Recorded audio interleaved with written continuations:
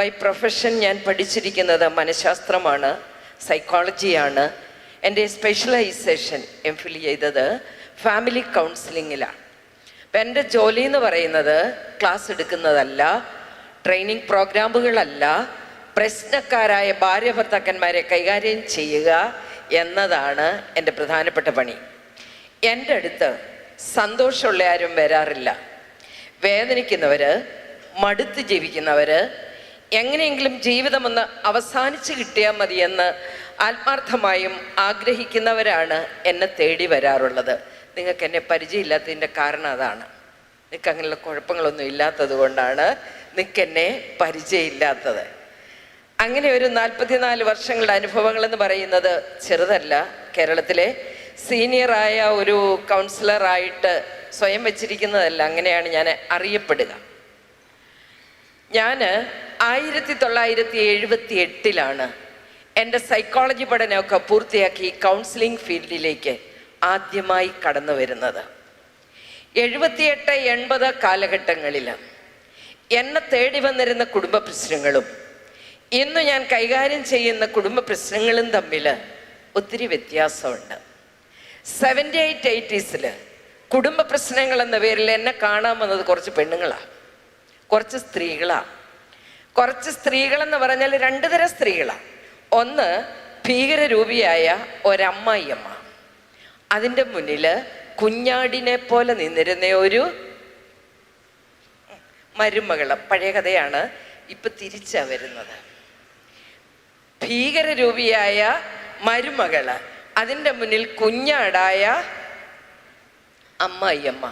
ഒതുക്കിക്കളഞ്ഞല്ലേ? ഇങ്ങനെയാ പറയാറുള്ളത്. അമ്മായിമാർക്കൊരു സന്തോഷമായിക്കോട്ടെ. അതെ, ഒതുക്കിക്കളഞ്ഞെന്നാ പറയാറുള്ളത്. 80-85 കാലഘട്ടങ്ങളിൽ എന്നെ തേടി വന്നിരുന്ന ഏറ്റവും കൂടുതൽ കേസുകൾ മദ്യപാനം കൊണ്ട് തകർന്ന കുടുംബ ബന്ധങ്ങളും സ്ത്രീധന പീഡനങ്ങളൊക്കെ ആയിരുന്നു. പണ്ട് മദ്യപാനം എന്ന് പറയുന്നത് ഇന്നത്തെ പോലെ ആയിരുന്നില്ല കേട്ടോ. കുടുംബനാഥൻ മാത്രം മദ്യപിക്കുന്ന ഒരു രീതിയായിരുന്നു പണ്ടേ. ഈ വീട്ടിലുള്ള ലൊട്ടിലൊടുക്ക് സാധനങ്ങൾ വിറ്റു കുടിക്കുക, കുടുംബത്തിൻ്റെ അടിത്തറ വരെ മാന്തി കുടിക്കുക, താലിമാല വരെ വിറ്റ പണയം വെച്ചോ സൗകര്യം പോലെ, അങ്ങനെ ഒരു രീതിയായിരുന്നു.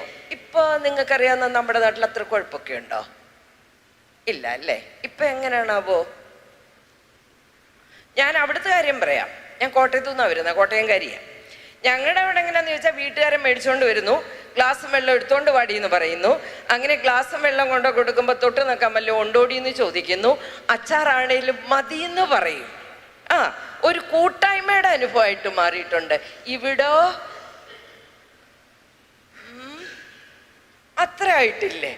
പിന്നെ അപ്പനും മക്കളും ഒരുമിച്ചിരുന്ന് കഴിക്കുന്ന, ഭാര്യയും ഭർത്താവും ഒരുമിച്ചിരുന്ന് മദ്യപിക്കുന്ന, കുടുംബം ഒരുമിച്ചിരുന്ന് മദ്യപിക്കുന്ന ഒരു സ്റ്റൈലിലേക്ക് നമ്മുടെ കുടുംബങ്ങൾ മാറി. പിള്ളേർ പഠിക്കുന്നത് പലപ്പോഴും അപ്പൻ്റെ കുപ്പിയിൽ നിന്ന് എടുത്ത് തന്നെയാണ്. പിള്ളേരെ പറഞ്ഞിട്ട് കാര്യമൊന്നുമില്ല. പിന്നെ എനിക്കിപ്പോൾ വരുന്നതിൽ ആണുങ്ങൾ മദ്യപിക്കുന്ന രീതികളൊക്കെ പഴഞ്ചനാണ്. ആണുങ്ങളെക്കാളേറെ നന്നായി മദ്യപിക്കുന്ന സ്ത്രീകൾ. എനിക്ക് ഈയിടെ വന്നു വോഡ്ക ഇല്ലാതെ പറ്റത്തില്ലാത്ത ഒരു പെണ്ണ്. അവൾ വോഡ്ക മാത്രമേ കഴിക്കൂ. അങ്ങനെ ഒത്തിരി കേസുകൾ.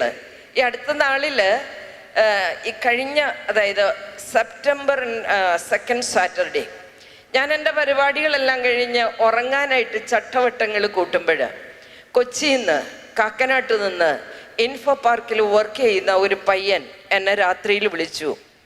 ഗ്രേസ്ലാൽ മാഡം ലേറ്റ് നൈറ്റാന്ന് അറിയാം, എന്നാലും എനിക്ക് വിഷമമുള്ളത് കൊണ്ട് ഒന്ന് വിളിച്ചു പോയതാ. ഞാൻ നിങ്ങളുടെ ഒരു ക്ലാസ് കൂടിയിട്ടുണ്ട് പ്രീ മാരേജ് കോഴ്സിന്. ഞാൻ കല്യാണം കഴിച്ചിട്ട് 6 വർഷമായി. എനിക്ക് 2 കുട്ടികളാണ്. ഒരാൾക്ക് 4 വയസ്സ്, ഒരാൾക്ക് 1 വയസ്സ്. എൻ്റെ ഭാര്യയും ഞാനും IT ഫീൽഡിൽ വർക്ക് ചെയ്യുകയാണ്. ഞങ്ങൾ രണ്ടും ക്വാളിഫൈഡാണ്, എഡ്യൂക്കേറ്റഡ് ആണ്. ഇന്ന് എൻ്റെ ഭാര്യ ജോലി ചെയ്യുന്നത് ഒരു US ബേസ്ഡ് കമ്പനിയാണ്. അതിൻ്റെ 10ാം വാർഷികാഘോഷമായിരുന്നു, ആനുവൽ ഡേ സെലിബ്രേഷൻ ആയിരുന്നു. അവൾ 2-3 ദിവസമായി ഇടുന്ന ഡ്രസ്സിനെ കുറിച്ചൊക്കെ പറഞ്ഞ് ഏറ്റവും നല്ല ഡ്രസ്സൊക്കെ വാങ്ങി അവളെ ബ്യൂട്ടി പാർലറിൽ കൊണ്ടുപോയി മുടിയൊക്കെ നല്ല ഭംഗിയായി സെറ്റ് ചെയ്ത് ഞാനാ രാവിലെ കൊണ്ട് വിട്ടത്. ഹാപ്പി ആയിട്ട്. വൈകുന്നേരം എന്നെ വിളിച്ചു ഒരു 7:30 സിജോ ഡിന്നറോട് കഴിഞ്ഞിട്ടേ ഞാൻ വരൂ. കുഴപ്പമില്ലല്ലോ അല്ലേ? ഇല്ല, you take your own time, happy ആയിട്ട് വന്നാൽ മതി, ഒരു കുഴപ്പമില്ല. ബട്ട് ഒരു 9:30 കഴിഞ്ഞപ്പോൾ അവളുടെ കൂടെ ജോലി ചെയ്യുന്ന ഒരാൾ താഴെ, ഞാൻ താമസിക്കുന്ന ഫ്ലാറ്റിൻ്റെ താഴെ വന്നിട്ട് എന്നെ വിളിച്ചു, സിജോ നീ താഴെന്ന് ഇറങ്ങി വരാവോ, ഒരു സാധനം മേളിലോട്ട് കൊണ്ടുപോകാനാ.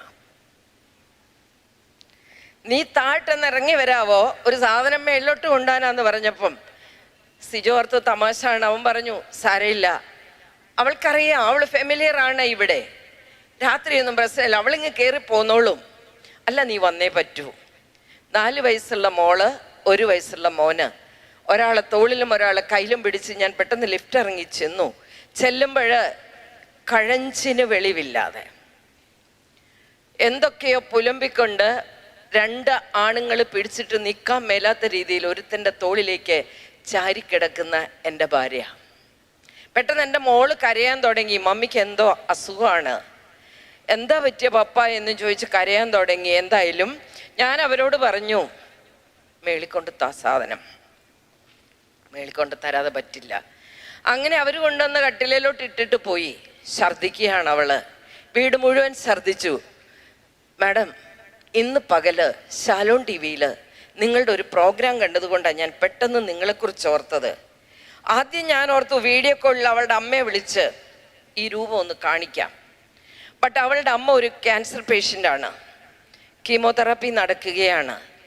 ആ സ്ത്രീയെ വേദനിപ്പിക്കണോ എന്നൊരു നിമിഷം എൻ്റെ മനസ്സൊന്ന് തേങ്ങി.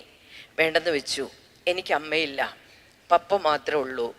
പപ്പ ഒറ്റയ്ക്കാ, എൻ്റെ അനിയൻ സിംഗപ്പൂരിലാണ്. ഞാൻ പപ്പയെ വിളിക്കാൻ എന്നിട്ട് ഓർത്തു വേണ്ട, പപ്പയും വിളിക്കണ്ട, എന്തിനാണ് അവരെ വേദനിപ്പിക്കുന്നത്. അവസാനം ഞാൻ ഓർത്തു നിങ്ങളെ വിളിച്ചു കളയാം. അങ്ങനെയാണ് ഞാൻ നിങ്ങളെ വിളിച്ചത്. ഞാൻ എന്താ ചെയ്യേണ്ടതെന്ന് എനിക്കറിയില്ല.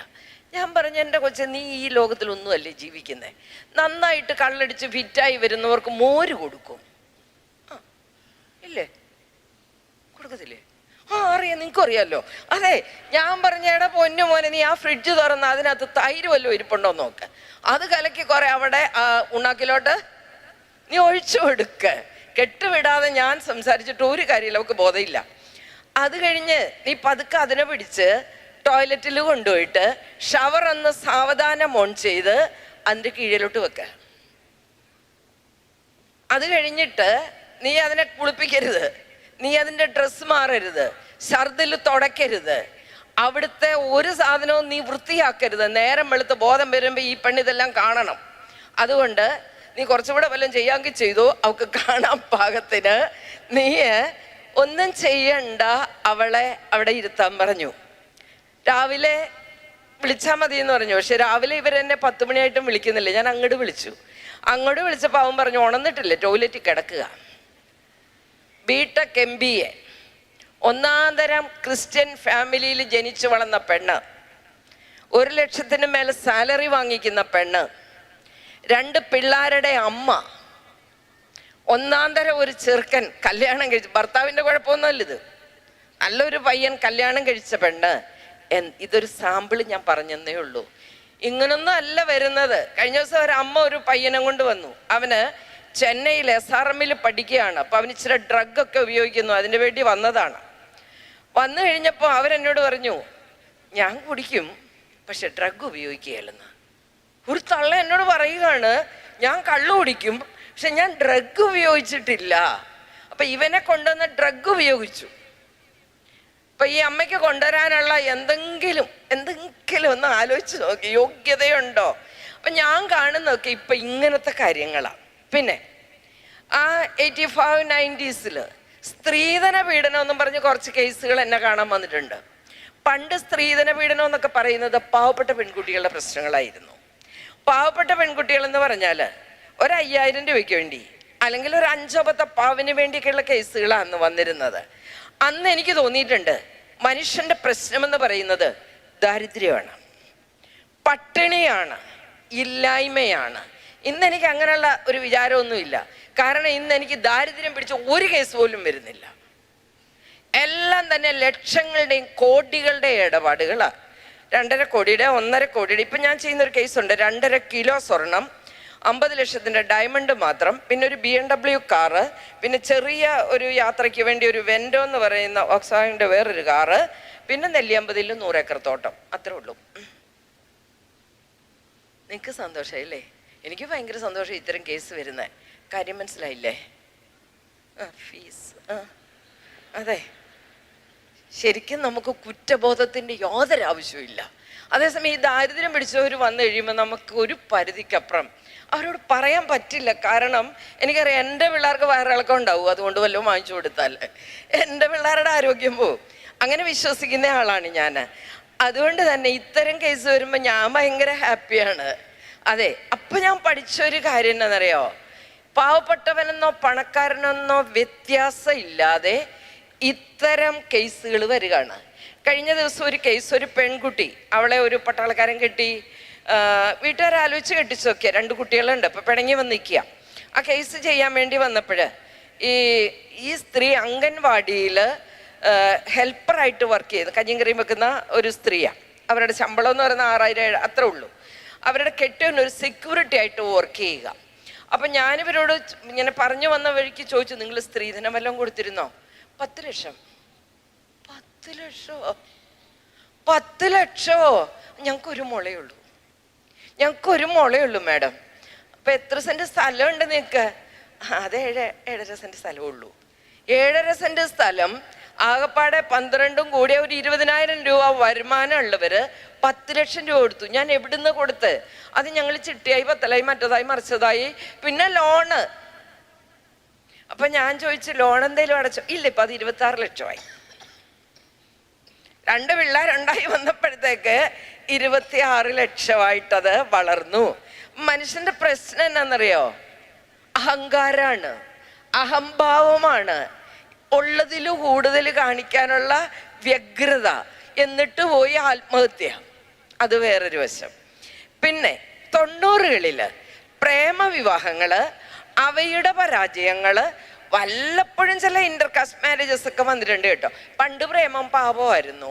നിനക്കറിയില്ല, നിങ്ങളൊക്കെ ചെറുപ്പക്കാരല്ലേ. എൻ്റെയൊക്കെ സമയത്തെ പ്രേമിക്കണേൽ ഭയങ്കര പാടായിരുന്നു. പ്രേമമൊക്കെ തോന്നിയിട്ടില്ല എന്ന് പള്ളിക്കകത്ത് നിന്ന് പറയാൻ പറ്റില്ലല്ലോ. അത് കള്ളാവില്ലേ? ഇതെല്ലാം ഡൽഹിയിലും അവിടെയൊക്കെ പഠിച്ചതല്ലേ. അപ്പൊ പ്രേമം തോന്നിയിട്ടില്ലെന്നൊന്നും പറയാൻ പറ്റില്ല. പക്ഷെ പ്രേമം തോന്നിയാൽ എന്നാ ചെയ്യാനാ? ഫോണില്ല, ലാൻഡ് ഫോൺ പോലും ഇല്ല. നിങ്ങൾക്കറിയാവോ? പിന്നെ ആകെ ചെയ്തത് എന്നാന്നറിയോ? ആരും അറിയാതൊരു പ്രണയലേഖനം എഴുതി ഉണ്ടാക്കി. ഉദ്ദേശിക്കുന്ന ആൾക്ക് കൊടുക്കാൻ ഒരാളെ കണ്ടുപിടിച്ചു, ഇത് കൊടുത്തു വിട്ടു. അയാൾ അത് വായിച്ച് പഠിച്ച് മറുപടി എഴുതി വേറൊരാളെ കണ്ടുപിടിച്ച് ഇത് കൊടുത്തു വിട്ട് നമ്മുടെ കയ്യിൽ കിട്ടി വന്നപ്പോഴത്തേക്ക് എൻ്റെ കല്യാണം കഴിഞ്ഞു. സംഭവം മനസ്സിലായില്ലേ? ഇതൊക്കെ എന്ത് പാടുള്ള പരിപാടിയായിരുന്നു, നീണ്ട പ്രോസസ്സായിരുന്നു. അതെ, ഇപ്പൊ ആണ് എന്നോ രസവാ അല്ലേ? ശരിയല്ലേ? മിസ്ഡ് കോൾ പ്രണയം, ഇന്റർനെറ്റ് പ്രണയം. എവിടെ നിന്നാടി കൊച്ച ഇവനെ കിട്ടിയത്? ഇൻസ്റ്റാ. എവിടെ നിന്നാടാ ഇതിനെ കിട്ടിയത്? FB. നല്ല ശേല ഇത് കേൾക്കാൻ. ഇൻസ്റ്റാ എന്നൊക്കെ പറയുന്ന പറച്ചിൽ കേൾക്കാൻ എന്നാ രസമെന്നറിയോ? ഇൻസ്റ്റയിൽ കണ്ടതിനെ കിട്ടുക, FBയിൽ കണ്ട, അതായത് ജീവിതത്തിൽ നേരിട്ട് പോലും കണ്ടിട്ടില്ല, എന്നിട്ട് ഇറങ്ങി പോവുക. അങ്ങനെയുള്ള കേസുകൾ ഒത്തിരിയാ. പ്രായം പ്രശ്നമല്ല. ഇപ്പൊ വന്നൊരു കേസ് കേൾക്കണോ? 24 വയസ്സുള്ള ഒരു ചെറുക്കന് 61 വയസ്സുള്ള ഒരു സ്ത്രീയോട് പ്രേമം. എനിക്ക് ഭയങ്കര സന്തോഷം അത് കേട്ടപ്പോഴേ. അല്ല, ആർക്കെങ്കിലും തോന്നാൻ മേലഴിയൊന്നും ഇല്ലല്ലോ. എവിടുന്ന് ആർക്കാ തോന്നുന്ന ആർക്കും അറിയാൻ പറ്റുക. അതങ്ങനെ തോന്നട്ടെ. ഏതായാലും ഇനി ഒരു സമയം കൂടി. എനിവേ, ഈ ചെറുക്കന് ഇപ്പം പറഞ്ഞ കല്യാണം കഴിക്കണമെന്ന് പറഞ്ഞ് തുടങ്ങിയിരിക്കുന്ന ഒരു കേസാണ്. പിന്നെ എനിക്ക് വന്നതിൽ ഇങ്ങനത്തെ ഒത്തിരി കേസുകളുണ്ട്. ജാതി പ്രശ്നമല്ല, ഏത് ജാതി ആയാലും കുഴപ്പമില്ല. എന്നിട്ട് പറയുന്ന all Indians are my brothers and sisters. ഈ പിള്ളേരെ കൊച്ചിലെ പഠിപ്പിച്ച നമ്മൾ all Indians are my brothers and sisters എന്നും പറഞ്ഞ് കണ്ണി കാണുന്നവനെ കല്യാണം കഴിച്ചുകൊണ്ട് വരുന്ന, കണ്ണി കാണുന്നവൻ്റെ കൂടെ ഇറങ്ങിപ്പോകുന്ന കേസുകൾ, പോലീസുകാർ കൊണ്ടുവരുന്ന കേസുകൾ ഒത്തിരിയുണ്ട്. എനിക്ക് സന്തോഷം എന്താണെന്ന് വെച്ചാൽ ക്ലിനിക്കിൽ എപ്പോഴും ആളുള്ളതുകൊണ്ടേ നമ്മളിത് തുറന്നു വെച്ചിരുന്നാൽ ആളില്ലെങ്കിൽ എന്ത് ചെയ്യാൻ പറ്റും? അതുകൊണ്ട് ഞാൻ ഹാപ്പിയാണ്. പിന്നെ എന്താ പറയുക, ഇപ്പൊ എന്നെ വിഷമിപ്പിക്കുന്ന ഇങ്ങനത്തെ കേസൊന്നും അല്ല. ഒന്ന് പറഞ്ഞ് രണ്ടാമത്തേന് ആത്മഹത്യാശ്രമം നടത്തുന്ന, ഒന്ന് പറഞ്ഞ് രണ്ടാമത്തേന് കുത്തിക്കൊല്ലാനും അല്ലാതെ കൊല്ലാനും മടിയില്ലാത്ത ക്രിമിനലിസം വളരുന്ന ഒരു സമൂഹത്തെയാണ് ഞാൻ കാണുന്നത്. കൂടെ കിടന്നുറങ്ങുന്ന ഭാര്യ കൊട്ടേഷൻ കൊടുത്തിട്ടുണ്ടോന്ന് അറിയാൻ പറ്റില്ല നമുക്ക്. സൂക്ഷിച്ചു വേണം സൂക്ഷിച്ചു വേണം കിടക്കാൻ. അതെ, ഭാര്യ ഭർത്താവിനെതിരെ, ഭർത്താവ് ഭാര്യക്കെതിരെ, എന്തിനേറെ നമ്മള് ഒത്തിരിയേറെ ഇങ്ങനെയുള്ള കുഴപ്പങ്ങളിലൂടെ കടന്നു പോയിക്കൊണ്ടിരിക്കുകയാണ്. ഇനി എൻ്റെ ജോലി എന്ന് പറയുന്ന ഭാര്യയും ഭർത്താവും തമ്മിൽ വഴക്ക് പിടിക്കുന്നത് നന്നാക്കലായിരുന്നു ഒരു സമയത്തെങ്കിലും. ഇപ്പോഴും തന്നെ ചെയ്യുന്നുണ്ടെങ്കിലും ഇപ്പൊ അല്ലാതെ വരാറുണ്ട്. കല്യാണം വേണ്ട എന്ന് പറഞ്ഞ് നിൽക്കുന്നവരെ കല്യാണം കഴിക്കാൻ സമ്മതിപ്പിക്കുക എൻ്റെ പണിയാ. ആലോചിച്ച് നോക്കണം നിങ്ങള്. ഈയിടെ ഒരപ്പന്, അങ്ങനെ ഒരു റിട്ടയർഡ് ഹെഡ് മാസ്റ്ററാണ്, ഭാര്യ ടീച്ചറാണ്, ഇപ്പോഴും വർക്ക് ചെയ്യുന്നുണ്ട്. 2 പിള്ളേരാ, ഒരു പെണ്ണും ഒരാണും. പെണ്ണിനെ കെട്ടിച്ചു വിട്ടു. ഒരു മകനുണ്ട്, അവൻ PhD കാരനാണ്, ഇപ്പൊ കാനഡയിലാണ്. അവന് 38 വയസ്സായി, കല്യാണത്തിന് സമ്മതിക്കുന്നില്ല. അപ്പൊ ഈ അപ്പൻ ഒരു ദിവസം എന്നെ കാണാനായിട്ട് വന്നിട്ട് പറഞ്ഞു, മാഡം ഞങ്ങൾ ഒരു 5 പെണ്ണുങ്ങളെ കണ്ട് എല്ലാം റെഡിയാക്കി സെറ്റാക്കി വെച്ചിട്ടുണ്ട്. നല്ല പെൺപിള്ളേര്, നല്ല എഡ്യൂക്കേറ്റഡ്, PhD ഉള്ളതുണ്ട്, മറ്റതുണ്ട്, മറിച്ചുണ്ട്. മാഡം അവനെ ഒന്ന് സമ്മതിപ്പിച്ചു തരണം കേട്ടോ, ഈ പ്രാവശ്യം എങ്ങനെയെങ്കിലും വരുന്നുണ്ട് മാഡം. അപ്പൊ ഞാൻ പറഞ്ഞു വരട്ടെ, നമുക്ക് ആലോചിക്കാം എന്താ കാര്യം എന്നറിയണ്ടേ. അപ്പൊ അങ്ങനെ ഈ അപ്പനെ അവൻ വന്നു കഴിഞ്ഞ് 2 ദിവസം കഴിഞ്ഞപ്പോൾ എന്നെ വിളിച്ചു, വന്നിട്ടുണ്ട്, മാഡത്തെ കാണാൻ വരാൻ വലിയ താല്പര്യമൊന്നുമില്ല, പിന്നെ വരാന്ന് പറഞ്ഞിരിക്കുക. മാഡം ഇതൊരവസാന ചാൻസ് കേട്ടോ, എങ്ങനെയെങ്കിലും ഒന്ന് ശരിയാക്കി തരണം. ഞാൻ പറഞ്ഞു അങ്ങനെ എനിക്ക് ഉറപ്പ് പറയാൻ പറ്റത്തില്ല, അവൻ്റെ പ്രശ്നം എന്നാന്നറിയട്ടെ. അങ്ങനെ വന്ന് ഞാൻ ഇവനോട് ഫാമിലിയെക്കുറിച്ച്, കുടുംബത്തെക്കുറിച്ച്, തലമുറകളെ രൂപപ്പെടുത്തിയെടുക്കേണ്ടതിൻ്റെ ആവശ്യകതയെക്കുറിച്ച് ഇവനോട് ഘോരം പറഞ്ഞു. എല്ലാം കഴിഞ്ഞിട്ട് ഞാൻ പറഞ്ഞു, മോനെ കല്യാണം എന്ന് പറയുന്നത് വളരെ സുഖമുള്ള, ഭയങ്കര രസമുള്ള ഒരു പരിപാടിയാണ്. ഞാനിപ്പോൾ 40-48 വർഷമായിട്ട് അനുഭവിച്ചുകൊണ്ടിരിക്കുന്നതല്ലേ. അതുകൊണ്ട് ഞാൻ പറഞ്ഞു, മോനെ ഇത് ഭയങ്കര സുഖമുള്ളൊരു പരിപാടിയാണ്, രസമുള്ള പരിപാടി എന്നൊക്കെ പറഞ്ഞ് അത്യാവശ്യം പറഞ്ഞുകൊണ്ടിരിക്കുമ്പോൾ അവൻ എന്നോട് പറഞ്ഞു, അതെ എൻ്റെ കല്യാണം കഴിഞ്ഞു. എന്ന്? എവിടെ വെച്ച്? അതെ, ഞാൻ കല്യാണം കഴിച്ച ഒരു പെണ്ണിനെ അല്ല, ഞാൻ കല്യാണം കഴിച്ച ഒരാണിനെയാണ്. അവനൊരു ഗേയാണ്, അവനൊരു ഗേയാണ്. ഇത്രയും നാളായിട്ട് ആർക്കും മനസ്സിലാകാത്ത ഒരു രഹസ്യം. അവൻ്റെ കൂടെ ഒരുത്തനുണ്ട്. അവർ രണ്ടുകൂടെ കാനഡയ്ക്ക് പോയി താമസിക്കുന്ന ഒരു മുറിയിൽ ഭാര്യ ഭർത്താക്കന്മാരെ പോലെ. അവൻ കാര്യങ്ങളെല്ലാം പറഞ്ഞു കഴിഞ്ഞപ്പോൾ ഞാനോർത്ത്, ഈ അപ്പനോട് ഞാനിത് എങ്ങനെ പറയും? അങ്ങേരിപ്പൊ കെട്ടിക്കാൻ എനിക്ക് 5 പെണ്ണുങ്ങള്. ഞാന് സർവ്വദൈവങ്ങളെയും പ്രാർത്ഥിച്ച് മനസ്സിങ്ങനെ ഉരുകി പ്രാർത്ഥിച്ച അവസാനം ഞാൻ ആ മനുഷ്യനോട് ഇളവിളിയിലിരുത്തി ആ മനുഷ്യനെ 2 പേരെയും കൂടെ വിളിച്ചിട്ട് ഞാൻ പറഞ്ഞു, ഞാൻ പറയുന്നതൊക്കെ സംയമനത്തോടെ കേൾക്കണം. He has some problem. അവന് ശകലം കുഴപ്പമുണ്ട്. എന്ത് കുഴപ്പം മാഡം? Any sexual problem? ഞാൻ പറഞ്ഞു, അങ്ങനെയും കരുതിക്കൂ, അവൻ്റെ കല്യാണം കഴിഞ്ഞു. അങ്ങേര് കരയാൻ തുടങ്ങുകയാണ്. പിന്നെ ഞാൻ പറഞ്ഞു, അവനൊരു ഗേയാണ്, അവന് പറ്റില്ല ഒരു പെണ്ണിൻ്റെ കൂടെ ജീവിക്കാൻ, അവന് അത് സാധിക്കില്ല. അതുകൊണ്ട് കൊച്ചിലെ എങ്ങാണ് ഇവനെ കിട്ടിയിരുന്നെങ്കിൽ നമുക്ക് ട്രീറ്റ്മെൻറ്റൊക്കെ എടുത്ത് പതുക്കെ അവനൊന്ന് കൊണ്ടുവരായിരുന്നു. അങ്ങനെ പിള്ളേർ വരാറുണ്ട്. കാരണം എനിക്ക് ക്രഷ് തോന്നുന്നത് പെൺപിള്ളേരോടല്ല ആൺപിള്ളേരോടാണ്. ചില പെൺകുട്ടികൾ വരെ എനിക്ക് ക്രഷ് തോന്നുന്നത് ആൺകുട്ടികളോടല്ല പെൺകുട്ടികളോട്. അപ്പം ഞാൻ പറഞ്ഞു, ആ സമയത്തൊക്കെ കിട്ടുന്ന വൈകല്യങ്ങളാണെങ്കിൽ നമുക്ക് വഴിയുണ്ടാക്കാമായിരുന്നു. പക്ഷെ ഇപ്പോൾ അവന് 38 വയസ്സുണ്ട്, ഒന്നും ചെയ്യാൻ പറ്റില്ല.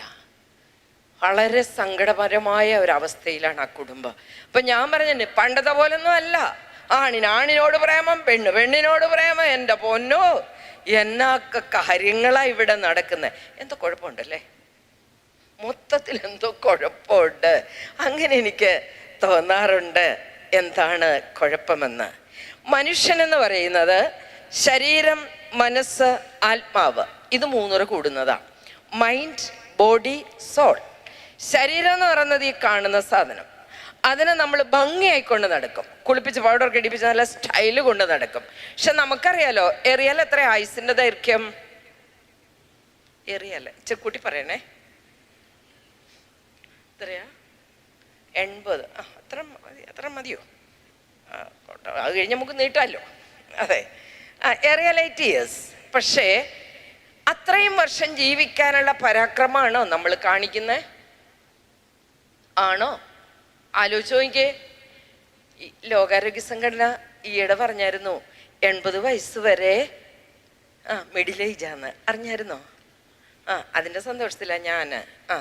പിന്നെ കഴിഞ്ഞ ദിവസം സുപ്രീം കോടതി ഒരു സംഭവം പറഞ്ഞ കേട്ടായിരുന്നോ? 50 വയസ്സുള്ള ഒരു സ്ത്രീയെ കിളവിന്ന് വിളിച്ചാൽ നിങ്ങൾ അകത്തു പോവും. അറിയാം, ഇതൊക്കെ പത്രം വായിച്ചാലേ കിട്ടത്തുള്ളൂ.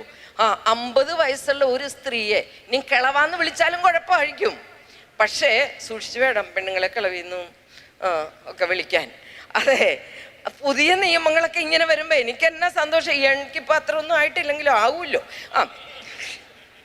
അപ്പൊ ഞാൻ പറയുന്ന ഒരു കാര്യം ഇതാണ്, മനുഷ്യനിൽ ആസക്തികൾ കൂടിയിരിക്കുന്നു. എന്തിനോടൊക്കെ? കള്ള്, പെണ്ണ്, ഡ്രഗ്. ഇപ്പൊ MDMA താരം.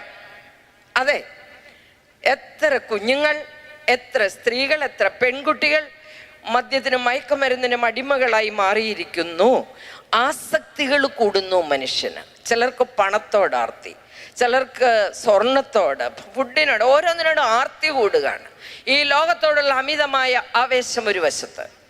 രണ്ടാമത്തത് ആത്മാവാണ്.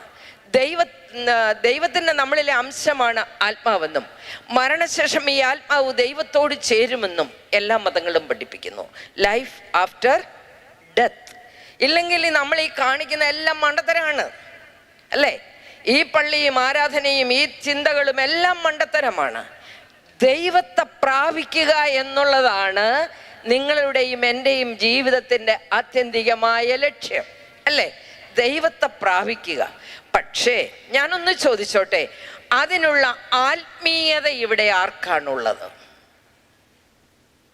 നമുക്കറിയാം, നമുക്ക് ആരാധനാലയങ്ങളുടെ എണ്ണം കൂടി, ശരിയാണോ? അമ്പലങ്ങളുടെ എണ്ണം കൂടി, മോസ്കുകളുടെ എണ്ണം കൂടി, കൺവെൻഷനുകളുടെ എണ്ണം കൂടി, ധ്യാന കേന്ദ്രങ്ങളുടെ എണ്ണം കൂടി, കൗൺസിലേഴ്സിൻ്റെ എണ്ണം കൂടി. അതെ, നമുക്കിതൊക്കെ കൂടുതലാണ്. ഇവിടെ എല്ലാം നടക്കുന്നത് ആരാധനകളും പ്രാർത്ഥനകളും ഒക്കെയാണ്.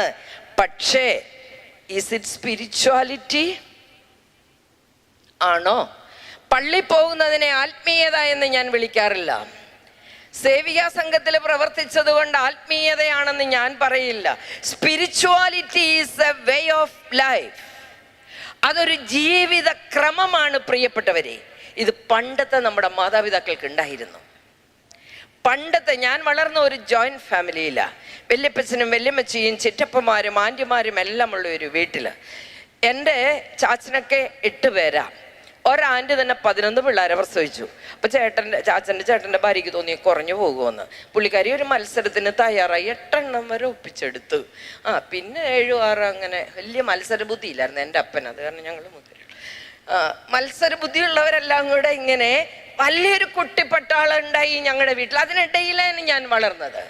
എൻ്റെ കരുത്ത്, എൻ്റെ ആത്മവിശ്വാസം, എൻ്റെ ദൈവവിശ്വാസം എൻ്റെ കുടുംബം എനിക്ക് തന്നതാണ്. വെളുപ്പിനെ ഞാൻ പഠിക്കാൻ എഴുന്നേറ്റത് എൻ്റെ വല്യപ്പച്ചൻ്റെയും വല്യമ്മച്ചയുടെയും മുറിയിൽ നിന്നും ഉയർന്നിരുന്ന പ്രാർത്ഥനാ മന്ത്രങ്ങൾ കേട്ടാണ്.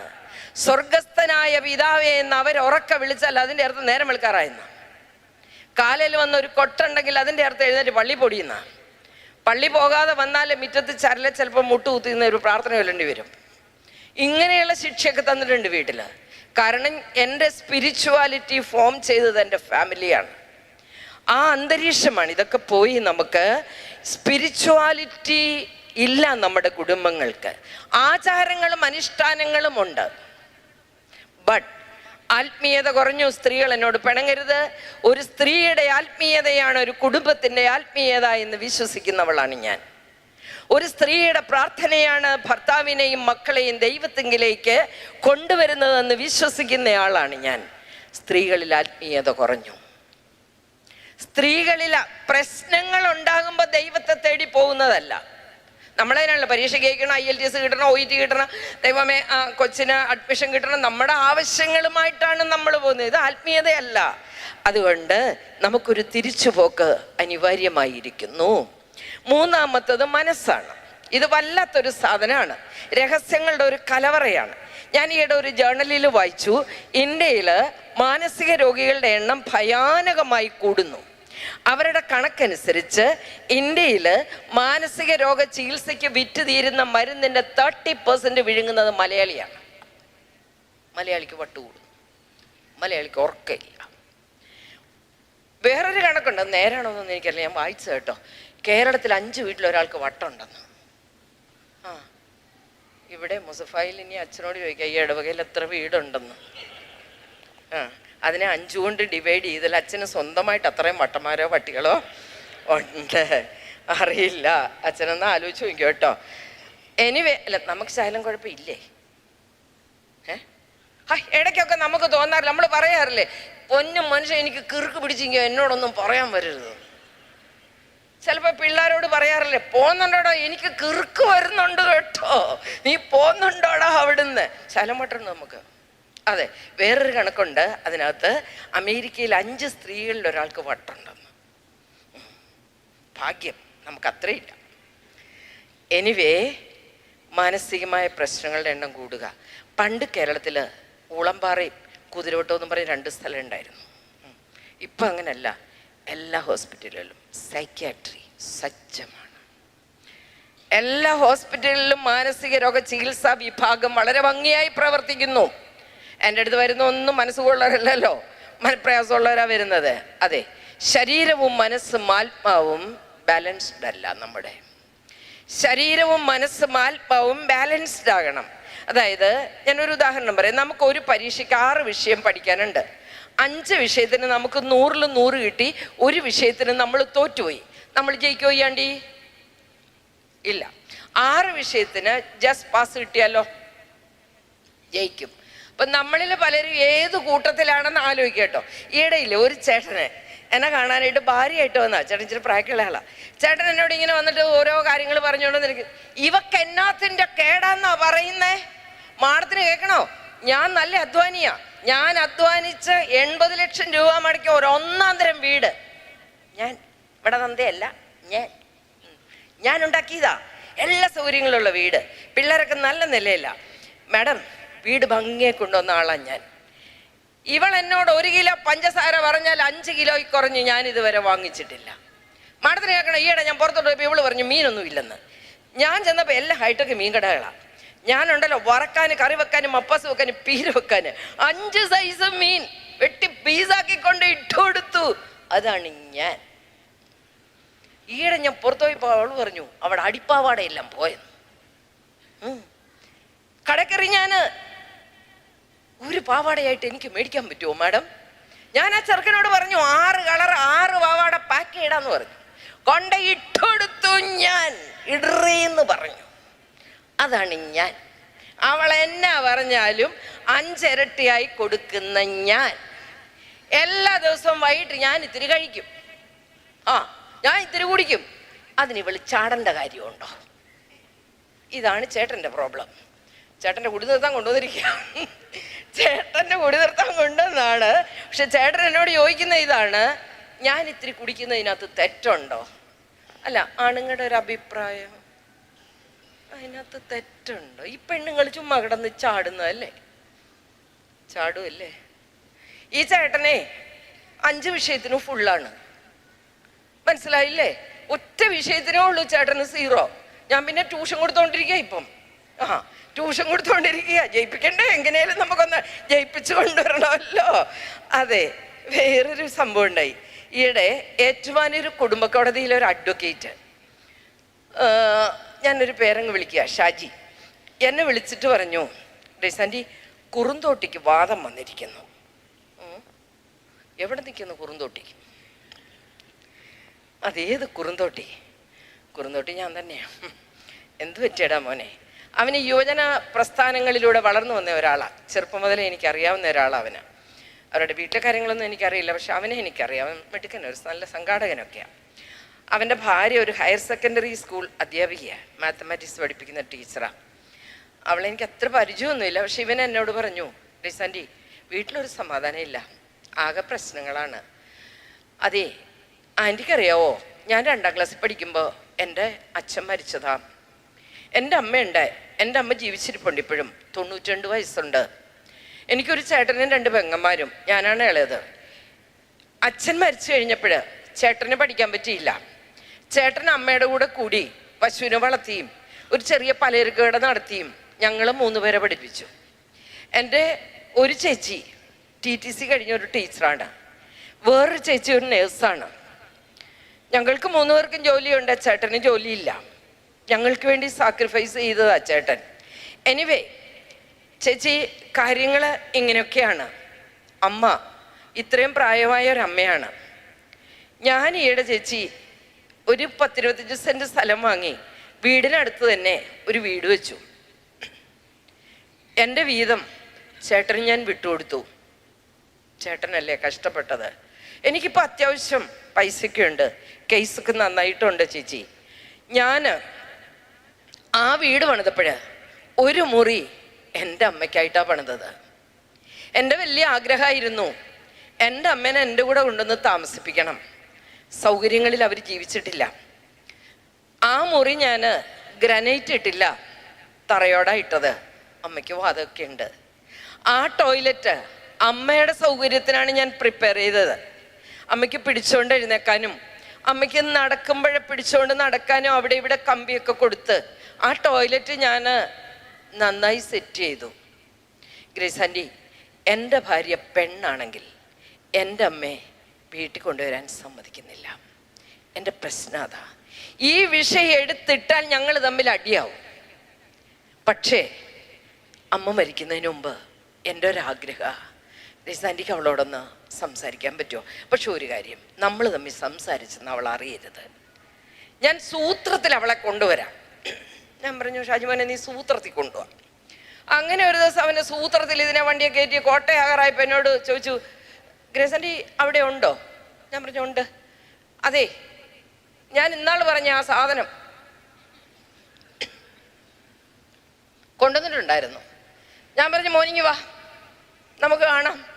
അങ്ങനെ അവൻ വന്നു. അവൻ ആദ്യം കയറി എന്നോട് ഇത്ര നേരം വർത്താനം പറഞ്ഞിട്ട് എന്നോട് പറഞ്ഞു, അവളെ ഇനി വിളിച്ചിട്ട് പറഞ്ഞു, ഗ്രേസ് ആൻറ്റി ഇപ്പോൾ ഫ്രീയാ, ആരും ഇല്ല ഇവിടെ. പ്ലസ് ഞാൻ ആ ക്ലയൻറ്റിനെ കണ്ടേച്ച് വരുന്നുണ്ടവരെ, നിനക്ക് ആൻറ്റിയുടെ അടുത്ത് ഇരിക്കാവോ? ബുദ്ധിമുട്ടുണ്ടോ? അപ്പോൾ അവൾ പറഞ്ഞു ഒരു ബുദ്ധിമുട്ടും ഇല്ല, ഞാൻ ഇരുന്നോളാം. അപ്പം ഞാനും അവളും കൂടെ വർത്താനം പറയാൻ തുടങ്ങിയപ്പോൾ ഞാൻ പറഞ്ഞു, എന്തു ഭംഗിയാ ബ്ലസ് ഈ സാരി, ഇത് എവിടുന്നാ വാങ്ങിയത്? ആ ആൻറ്റി വിജയലക്ഷ്മി. ഞാൻ പറഞ്ഞു നല്ല പെൻഡന്റ്, ഡയമണ്ട് അല്ലേ? ഈ കമ്മൽ ഇതൊരു സെറ്റായിട്ട് വാങ്ങിയത് ആൻറ്റി. അങ്ങനെ കാര്യങ്ങൾ, പെണ്ണുങ്ങളെ വളയ്ക്കാനുള്ള സൂത്രങ്ങൾ എങ്ങനെയൊക്കെയാണ്. എന്തായാലും കൊള്ളാം, കമ്മലേലോ സാരിയേലോ വളയിലൊക്കെ പിടിച്ച് കയറി. ഞാൻ ചോദിച്ചു, ഇപ്പം ഇത് സ്കൂളിലാണ് പഠിപ്പിക്കുന്നത് ആൻറ്റി? കിടങ്ങൂര് സ്കൂളിൽ. ഓ അവിടെയാ പഠിപ്പിക്കുന്നതല്ലേ, മാത്സാ പഠിപ്പിക്കുന്നത്? ആ അങ്ങനെ കാര്യങ്ങളൊക്കെ പറഞ്ഞു വന്ന വഴിക്ക് ഞാൻ ചോദിച്ചു, നിങ്ങളിവിടെ താമസിക്കുന്നത് ശരിക്കും? ഗ്രേസ് ആൻറ്റി ഷാജി പറഞ്ഞിട്ടില്ലേ? പറഞ്ഞില്ല. ആ ഞങ്ങൾ ഈ കട്ടച്ചിറ ഭാഗം ഏറ്റുമാനൂർ പാലാ റോഡിൽ. ഓ വീട് വേറെ വെച്ചോ? വീട് വേറെ വെച്ചു. ഈ ഷാജിക്ക് അപ്പനും അമ്മയൊക്കെ ഉണ്ടാ? അപ്പം എന്നോട് പറഞ്ഞു, അപ്പം പണ്ടേ ചത്തതാ, ഷാജിയുടെ ചെറുപ്പത്തിൽ ചത്തതാ, തള്ളയുണ്ട്. ഏതായാലും ഗ്രേസ് ആൻറ്റി ഇത്രയൊക്കെ പറഞ്ഞ സ്ഥിതിക്ക് എനിക്ക് ഗ്രേസ് ആൻറ്റിയോട് ഷാജിയെ കുറിച്ചൊരു കാര്യം പറയാനുണ്ട്. എന്താ മോളെ? അമ്മ മോനാ തള്ളേന്ന് വെച്ച ചത്ത് കിടക്കുക. എൻ്റെ ഗ്രേസ് ആൻറ്റി ഒരു വീടുണ്ടാക്കിയിട്ട് ഒരു മുറിക്കകത്ത് തറയോട്ടിട്ട് വെച്ചിരിക്കുക, തള്ളയ്ക്ക് കിടക്കാൻ. അതുകൊണ്ട് തന്നെ എനിക്ക് വാശിയാ. അങ്ങനെ ഇവള് പറഞ്ഞു, അത്ര പ്രായമുള്ള തള്ളേനെ ഇവിടെ കൊണ്ടുവച്ചിട്ട് അവർ വല്ലയിടത്തും ഉരുണ്ട് വീണിട്ട് അവരെല്ലാം അവിടെ ഇവിടെ എല്ലാം മുറുക്കി തുപ്പിയിട്ട്, ഗ്രേസ് ആൻറ്റി എന്നെ കൊണ്ട് ഇതൊന്നും പറ്റത്തില്ല. ഷാജിയെ പരുവത്തിന് കിട്ടുമ്പം ഗ്രേസ് ആൻറ്റി പറഞ്ഞു കൊടുക്കണം, ഗ്രേസ് ആൻറ്റി ഒന്ന് പറഞ്ഞു കൊടുക്കണം, തള്ള അവിടെ നിൽക്കട്ടെ. എന്തിനാ ഈ വയ്യാവേലി നമ്മുടെ വീട്ടിലോട്ട് വരുന്ന? അത്ര ഒന്ന് ഗ്രേസ് ആൻറ്റി പരുവം പോലെ പറഞ്ഞു കൊടുക്കണം. ഞാൻ പറഞ്ഞു, ഞാൻ ഏറ്റു ബ്ലസ്സി, അക്കാര്യത്തിൽ ഞാൻ കഴിഞ്ഞിട്ടേ ഉള്ള ഒരാള്, അത് പറഞ്ഞു കൊടുക്കുന്ന കാര്യം ഞാൻ ഏറ്റു. അങ്ങനെ ഞാൻ പറഞ്ഞു കഴിഞ്ഞിട്ട് ഞാൻ പറഞ്ഞു, ബ്ലസ്സി ഞാനൊരു കാര്യം പറയട്ടെ, അവൻ അപ്പനില്ലാതെ ജീവിച്ചതല്ലേ, അമ്മയായിരുന്നു എല്ലാം അല്ലേ? അതെ ആൻറ്റി, അതാ ഈ തള്ളേന്ന് പറഞ്ഞു. ഞാൻ പറഞ്ഞു, അവര് 92 ആയില്ലേ, അപ്പോൾ അതിൻ്റെ ഏതാണ്ട് അവസാനമൊക്കെ ആയിട്ടുണ്ട്. ബ്ലസ്സി, ഈ കെട്ടിയോന്മാർക്ക് അതൊരു ബലഹീനതയാണെങ്കിൽ നമ്മളൊന്ന് ഒരു കണ്ണോട്ടം കണ്ട് കുറച്ച് ദിവസം ഒന്ന് കൊണ്ടു നിർത്തിയാൽ കാര്യങ്ങൾ കുറെ ഭംഗിയായി പോവില്ലേ? സന്നി, അതാ എനിക്ക് പറ്റാത്തതും. ഞാൻ പറഞ്ഞു, സാരമില്ല ബ്ലസ്സി മോളെ, കൊണ്ടുവരണമെന്നൊന്നുമില്ല. പക്ഷെ ഞാനൊരു പണി പറയാം, മോളൊന്ന് അപ്ലൈ ചെയ്യാവോ? എന്നാ സന്നി, നമ്മൾ തമ്മിൽ ഈ വിഷയം സംസാരിച്ചെന്ന് ഷാജി അറിയരുത്. ഓക്കെ? ഇന്ന് അങ്ങോട്ട് പോകുന്ന വഴിക്ക് നിങ്ങൾ വെച്ച പുതിയ വീട് തറവാട് കഴിഞ്ഞല്ലേ? അതെ. അപ്പൊ തറവാടിന് മുന്നേ വരുമ്പോഴത്തേക്ക് പറയണം, ഷായിച്ചായ നമുക്ക് ഈ തറവാട്ടിലൊന്ന് കേറിയാലോ? ഷായിച്ചായൻ കേറ്റുകയാണെ കേറിയാൽ മതി. ഇല്ല വേണ്ടെന്ന് പറയണം, നീ അങ്ങ് പൊക്കോണം. അങ്ങനെ പറഞ്ഞാൽ നീ അവിടെ ചെന്നിട്ട് ചേട്ടത്തിയോട് ഇച്ചിരി കട്ടൻ കാപ്പിയൊക്കെ മേടിച്ചു കുടിച്ച് പിള്ളേരോടൊക്കെ പരീക്ഷായോ മക്കളെ എന്നാ ഉണ്ടെന്നൊക്കെ ചോദിച്ച് വർത്താനമൊക്കെ പറഞ്ഞിച്ച് ഈ ഷാജിച്ചായനെ കേക്ക് ഉറക്കെ തള്ളയോട് ചോദിക്കണം, അമ്മ പോരുന്നോ അമ്മേ? വരത്തില്ല. അമ്മ പോരുന്നോ? ഇത് കേൾക്കുന്ന ഷാജിക്ക് എന്നാ സന്തോഷമായിരിക്കും ഇല്ലേ? നല്ല സന്തോഷമായിരിക്കും. അവര് വരാനൊന്നും പോകുന്നില്ല, നീ ഇങ്ങനൊന്ന് ചോദിക്കും, നമ്മുടെ ഷായിച്ചായനെ സന്തോഷിപ്പിക്കണ്ടേ? പാവല്ലേ അവനെ, നല്ലവനല്ലേ അവനെ എന്നൊക്കെ പറഞ്ഞ് അവളതെല്ലാം സമ്മതിച്ചു പോയി. ഇവർ രണ്ട് ഷാജി വന്നു, ആൻറ്റി താങ്ക്സ് ഉണ്ട് കേട്ടോ, ഇത്രയും നേരം ഞാൻ ആ ക്ലയൻറ്റിനെ കണ്ടെന്നൊക്കെ പറഞ്ഞ അവൻ വേഗം വന്നു. ഇവർ രണ്ടും കൂടെ പോയി. പോയ വഴിക്ക് ഇതുപോലെ തന്നെ ഇവള് വീടെടുക്കാറായപ്പോ ചോദിച്ചു, ഷായിച്ചായ ഒത്തിരി നാളായില്ലേ നമ്മൾ തറവാട്ടിൽ കയറിയിട്ട്, ഒന്ന് കയറിയാലോ? ഷാജിക്ക് ഭയങ്കര സന്തോഷമായി. ഷാജി പറഞ്ഞു, പിന്നെന്താ കയറാ. അങ്ങനെ കയറി. ഇതുപോലെ തന്നെ ഇവര് ഈ സിറ്റ് ഔട്ടിൽ ഒരു കസേരയിൽ ഇരിക്കുകയായിരുന്നു തള്ള. ഇവര് പോകാനായിട്ട് ഇറങ്ങിയിട്ട് ചോദിച്ചു, അമ്മ പോരുന്നോ അമ്മേ? ഈ തള്ള ചാടിക്കയറി കറയിലിരുന്നു. സത്യം പറഞ്ഞാൽ ഞാനത് ഒരിക്കലും പ്രതീക്ഷിച്ചതല്ല. ഈ തള്ള ചാടിക്കയറി കാറയിലിരുന്നിട്ട് മൂത്ത മരുമോളെ വിളിച്ചിട്ട് പറഞ്ഞു, അടി 2-3 ജോഡി ഡ്രസ്സ് കൂടെ എടുത്ത് ഇതിലോട്ട് വെച്ചേക്കാൻ. സത്യം പറഞ്ഞാല് ഞാനത് സംഭവിക്കുമെന്ന് ഒരിക്കലും ഓർത്തില്ല. ഇവര് കൊണ്ടുപോയി. എന്നിട്ട് ഇവൻ രാത്രിയില് പുറത്ത് വന്നിട്ട് എന്നെ വിളിച്ചിരിക്കുക, എന്ത് മാജിക്കാ ചെയ്തത്? അമ്മ തേണ്ട അകത്ത് മുറിയിൽ കിടന്ന് ഉറങ്ങുന്നുണ്ട്. ഗ്രേസ് ആൻറ്റി, എടാ ഞാനൊന്നും പറഞ്ഞില്ല, 2 ആഴ്ച കഴിയുമ്പോൾ നീ കൊണ്ട് വിട്ടേക്കണം കേട്ടോ. കുഴപ്പമില്ല, എനിക്ക് ഒരു ദിവസം ആ കട്ടിൽ ആ മുറിയിൽ എൻ്റെ അമ്മ കിടന്നാൽ മതി, ഞാൻ ഹാപ്പിയാണ്. അത്രയുള്ള എൻ്റെ ആഗ്രഹം. അതെ, ഇവിടെ ഇരിക്കുന്ന പെൺപിള്ളേരോടാ ഞാൻ ഒരു കാര്യം പറയുന്നത്, ഈ കൂട്ടത്തിലിരിക്കുന്ന ആണുങ്ങൾ എത്ര പേര് ആഗ്രഹിക്കുന്ന ഇത് അമ്മയൊന്ന് വിളിച്ചിരുന്നെങ്കിലെന്ന്? എത്ര പേര് പറയുന്നത് മനസ്സിലാവുന്നുണ്ടോ? അതെ, കൊച്ചുമക്കളെ കൊണ്ട് പോലും വിളിപ്പിക്കാത്ത എത്ര പേരെനിക്കറിയാം. അതെ, ഞാൻ കെട്ടി വന്നപ്പോ ആ തള്ള എന്നോട് ചെയ്തത് ഗ്രേസ് ലാൽ ആന്റിക്ക് അറിയത്തില്ലല്ലോ. വിചാരിക്കുക അറിയത്തില്ല. ഇങ്ങനെ വാശി പിടിച്ച് മസിൽ പിടിച്ച് ജീവിക്കുക. തോറ്റുപോയി. നിങ്ങൾ ജയിക്കില്ല. പ്രസവിച്ച ഒരുത്തനെ വലുതാക്കി വളർത്തി തന്ന അമ്മയോട് നിങ്ങൾക്ക് കോംപ്രമൈസ് ആകാൻ പറ്റാതെ ഈ പള്ളി വന്നിരുന്നിട്ട് ഒരു കാര്യവും ഇല്ല, ഒരു പ്രയോജനവും ഇല്ല. എത്ര ബൈബിള് വായിച്ചാലും എത്ര കരഞ്ഞു പ്രാർത്ഥിച്ചാലും തമ്പുരാന്റെ പുസ്തകത്തിൽ തമ്പുരാൻ വരവ് വെക്കണമെങ്കിൽ കോംപ്രമൈസ് ആവേണ്ടവരോട് കോംപ്രമൈസ് ആവാൻ പഠിക്കണം. ചിലപ്പോൾ മരുമോളോടായിരിക്കും, ചിലപ്പം മകളോടായിരിക്കും, മകനോടായിരിക്കും. ഇത്തരം കേസുകളൊക്കെ വരുമ്പം എനിക്ക് തോന്നാറുണ്ട്, എന്തിനാ ആകപ്പാടെ ഒരു കൊച്ചു ജീവിതം, ഈ ഏറിയാൽ അരനാഴിക നേരം, അതിനു വേണ്ടിയാണ് ഇതൊക്കെ ഇത്രയും ബഹളം വയ്ക്കുന്നത്. പ്രിയപ്പെട്ടവരെ, നമുക്ക് എല്ലാ വിഷയത്തിനും ജയിക്കണം വേണ്ടേ? അതുകൊണ്ടൊന്ന് നോക്ക് കേട്ടോ, എല്ലാ വിഷയത്തിനും ജയിക്കാൻ ആരോടാണ് കോംപ്രമൈസിലാവേണ്ടതെന്ന് ഒന്ന് നോക്ക്. എൻ്റെ അടുത്ത് വരുന്ന പ്രശ്നക്കാരായ ഭാര്യ ഭർത്താക്കന്മാരൊക്കെ എന്നോട് സ്ഥിരം ചോദിക്കുന്ന ഒരു ചോദ്യമുണ്ട്, കുടുംബത്ത് സന്തോഷം ഉണ്ടാവാൻ എന്താണ് ചെയ്യേണ്ടത്? കുടുംബത്ത് സമാധാനം ഉണ്ടാവാൻ എന്താണ് ചെയ്യേണ്ടത്? ഞാൻ ഇവർക്ക് സ്ഥിരം കൊടുക്കാറുള്ള ഒരു മറുപടിയുണ്ട്, കുടുംബത്ത് സന്തോഷവും സമാധാനം ഉണ്ടാവാൻ നിങ്ങളൊരു കാര്യം ചെയ്യ്, നിങ്ങൾ രണ്ടുപേരും കൂടെ ഒന്ന് സ്നേഹിക്കാൻ. നിങ്ങൾ വേറെ ഒന്നും ചെയ്യണ്ട, വെരി സിമ്പിൾ. നിങ്ങൾ രണ്ടുപേരും കൂടെ ഒന്ന് സ്നേഹിക്കേ. പക്ഷേ ആ സ്നേഹം ഒരു ടോട്ടൽ ഗിവിങ് ആണ്. ആ സ്നേഹം ഒരു അൺകണ്ടീഷണൽ ലവ് ആണ്. ദാമ്പത്യ സ്നേഹം ഒരു പരിപൂർണമായ സമർപ്പണമാണ്. അത് വ്യവസ്ഥകളില്ലാത്ത ഒരു ബന്ധമാണ്. പക്ഷെ ഇന്നത്തെ മനുഷ്യന് സംഭവിച്ചിരിക്കുന്ന ഏറ്റവും വലിയ കുഴപ്പമെന്ന് എനിക്ക് തോന്നുന്നത്, നമുക്ക് സ്നേഹിക്കാനുള്ള കഴിവ് കുറഞ്ഞുകൊണ്ടിരിക്കുന്നു. ഒരു ഇമോഷണൽ ഡ്രൈനസ് എന്നെയും നിങ്ങളെയും ഒക്കെ ബാധിച്ചിട്ടുണ്ട്. വൈകാരിക തലത്തിലുള്ള ഒരു കുറവ്. അതിൻ്റെ കാരണങ്ങൾ തേടി ചെല്ലുമ്പോഴേ എനിക്ക് തോന്നാറുണ്ട്, ബുദ്ധിയുടെ തലത്തിൽ നമ്മൾ ഇന്ന് വളരെ ഉയരങ്ങളിലാണ്. പക്ഷേ ബുദ്ധി കൂടുന്തോറും നമുക്കിത് കോടാലിയായിട്ട് മാറിക്കൊണ്ടിരിക്കുക. ഞാൻ ഈയിടെ കണ്ടുപിടിച്ച ഒരു കണ്ടുപിടുത്തമുണ്ട്. ഇടയ്ക്കൊക്കെ ഇങ്ങനെ കണ്ടുപിടുത്തങ്ങൾ നടത്തും. ഈയിടെ കണ്ടുപിടിച്ച ഒരു കണ്ടുപിടുത്തം എന്നറിയാം, ബുദ്ധി കൂടുന്തോറും മനുഷ്യൻ ചിരിക്കത്തില്ല. ഇവിടെ ധാരാളം ബുദ്ധിമാന്മാരെ കാണുന്നുണ്ട് ഞാൻ. മസിൽ ഈ പിടിച്ചിരിക്കുക, നീ മാസ്ക് വെച്ചിരിക്കുന്നതുകൊണ്ട് ഒരു മറയാതെ ചിരിക്കത്തില്ല. എന്നാ പറഞ്ഞാലും ഇങ്ങനെ ഇരിക്കും. ഞാൻ ശരിക്കും ഓർക്കും, ഇതിൻ്റെ ഒക്കെ കൂടെ നിങ്ങൾ എങ്ങനെ കഴിയുന്നു? സത്യം ഞാൻ പറയാം. ചില പെണ്ണുങ്ങളും അങ്ങനെയാ, ഒരുമാതിരി കുത്തിവീർപ്പിച്ച മോന്തയും എബൌട്ട് ടേൺ വെച്ചുള്ള പോക്കും. നമ്മളൊക്കെ സാധാരണക്കാരല്ലേ? അല്ലേ? നമുക്ക് സാധാരണക്കാരായിട്ട് ജീവിച്ച പോരെ? മതിയോ? പോരാ? മതിയോ? എങ്കിൽ കുടുംബത്തിനൊരു ഭാഷയുണ്ടാവണം. കുടുംബത്തിൻ്റെ ഭാഷ സ്നേഹത്തിൻ്റെ ഭാഷയാവണം. സ്നേഹത്തിൻ്റെ ഭാഷ ഹൃദയത്തിൻ്റെ ഭാഷയാവണം. യുക്തിബോധം കുടുംബത്തിൻ്റെ ഭാഷയല്ല. എല്ലാ യുക്തിയെയും കടത്തി വെട്ടുന്ന ഹൃദയത്തിൻ്റെ ഭാഷ ശീലിക്കാൻ പഠിക്ക്. വർത്താനം പറയാൻ പഠിച്ചാൽ മതി, കുടുംബജീവിതം മനോഹരാക്കാം. നമ്മുടെ വീട്ടിലാർക്കാ വർത്താനം പറയാൻ അറിയാം? കെട്ടിയാനറിയാവോ? അയ്യോ, ചൊറിഞ്ഞു കയറുമല്ലോ വർത്താനം. അവിടെ വർത്താനം കേൾക്കുമ്പോൾ വീട്ടിലോട്ട് ചെല്ലാനേ തോന്നും. ആർക്കാണ് വർത്താനം പറയാൻ അറിയാവുന്നത്? അതെ, പഠിക്കുക. നിങ്ങൾ സംസാരിക്കാൻ പഠിക്കുക.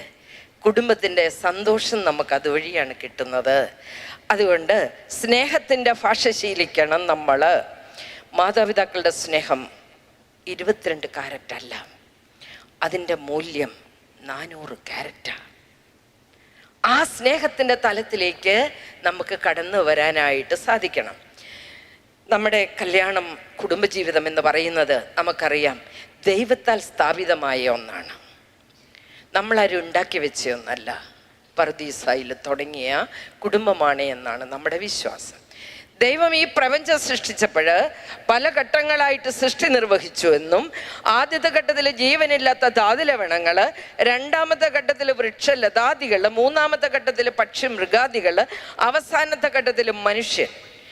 അങ്ങനെ മനുഷ്യനെ സൃഷ്ടിക്കുമ്പോൾ സൃഷ്ടവസ്തുവായ മണ്ണെടുത്ത് കുഴച്ച് ഒരു മനുഷ്യരൂപം മെനഞ്ഞുണ്ടാക്കി അതിലേക്ക് തൻ്റെ ജീവൻ്റെ അംശം ദൈവം കൊടുത്തു. അതൊരു പുരുഷനായി അവനെ ജീവിക്കാനായിട്ട് ഒരു പറുദീസായിലേക്ക് വിട്ടു. ഇങ്ങനെയാണല്ലോ ഉൽപ്പത്തി പുസ്തകത്തിലെ കഥ, അല്ലേ? അവനവിടെ ഒരു കുറവില്ലായിരുന്നു, ഭയങ്കര സന്തോഷമായിട്ട് ജീവിച്ചോണ്ടിരുന്ന.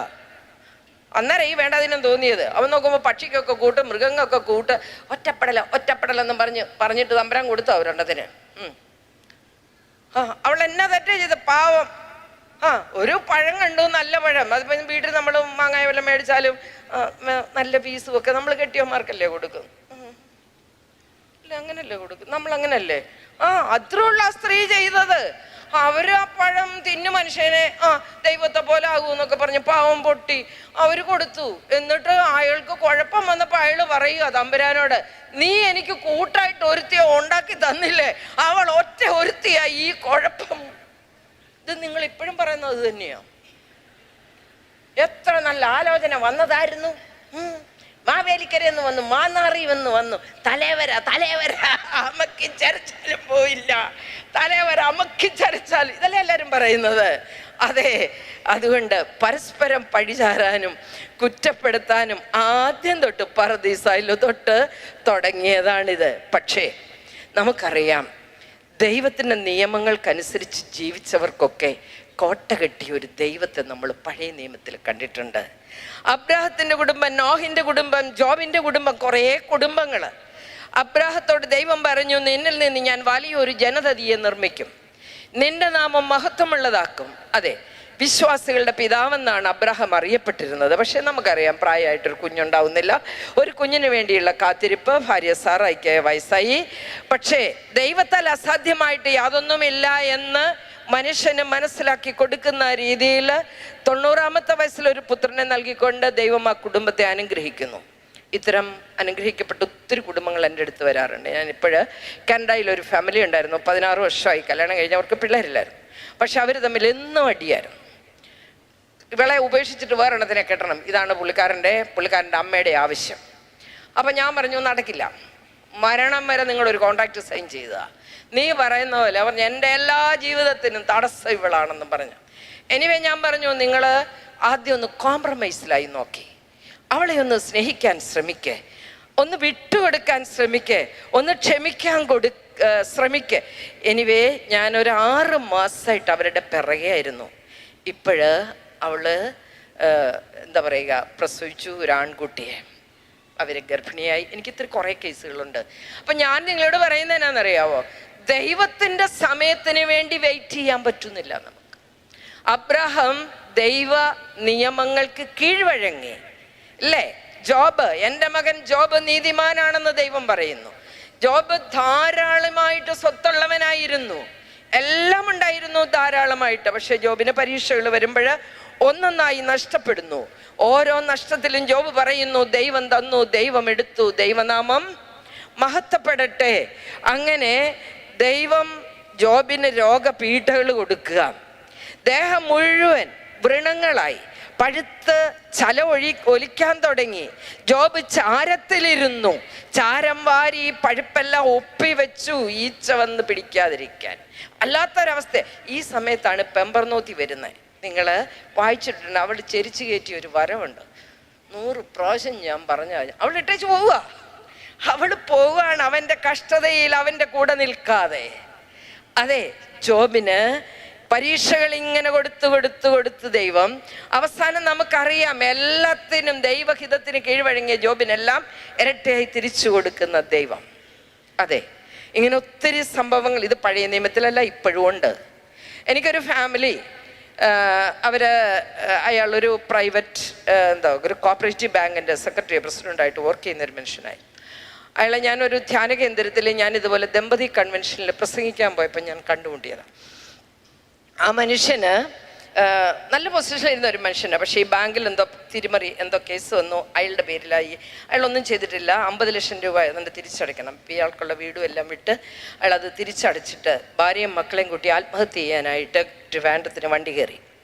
കോവളത്തെല്ലാം പോയി. വൈകുന്നേരം റൂമിൽ വന്ന് വിഷമൊക്കെ വാങ്ങിച്ച്, ബിരിയാണിയൊക്കെ വാങ്ങിച്ച്, അതിനകത്ത് സംഭവങ്ങളൊക്കെ ആക്കി ഇവരെ കഴിപ്പിക്കാനുള്ള തത്രപ്പാട് കൂട്ടിക്കൊണ്ടിരിക്കുമ്പോൾ ഭാര്യയ്ക്ക് എന്തോ തോന്നി.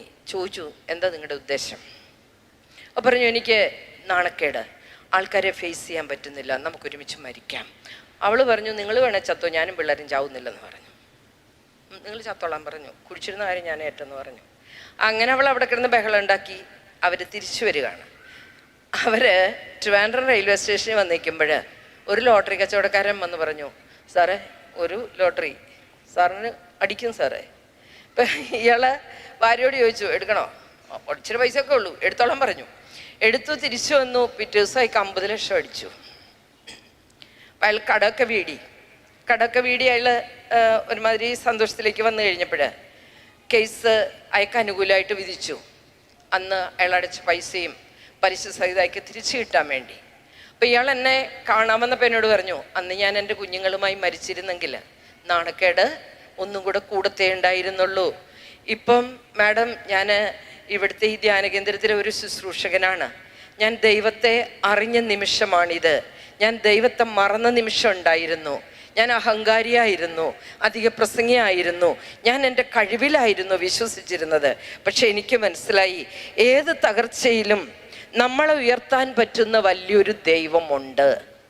ഞാൻ നിങ്ങളോട് പറയുന്നത്, കുടുംബത്തിൽ പ്രശ്നങ്ങളുണ്ടാവും, അഭിപ്രായ വ്യത്യാസങ്ങളുണ്ടാവും, രോഗങ്ങളുണ്ടാവും, കടബാധ്യതകളുണ്ടാവും.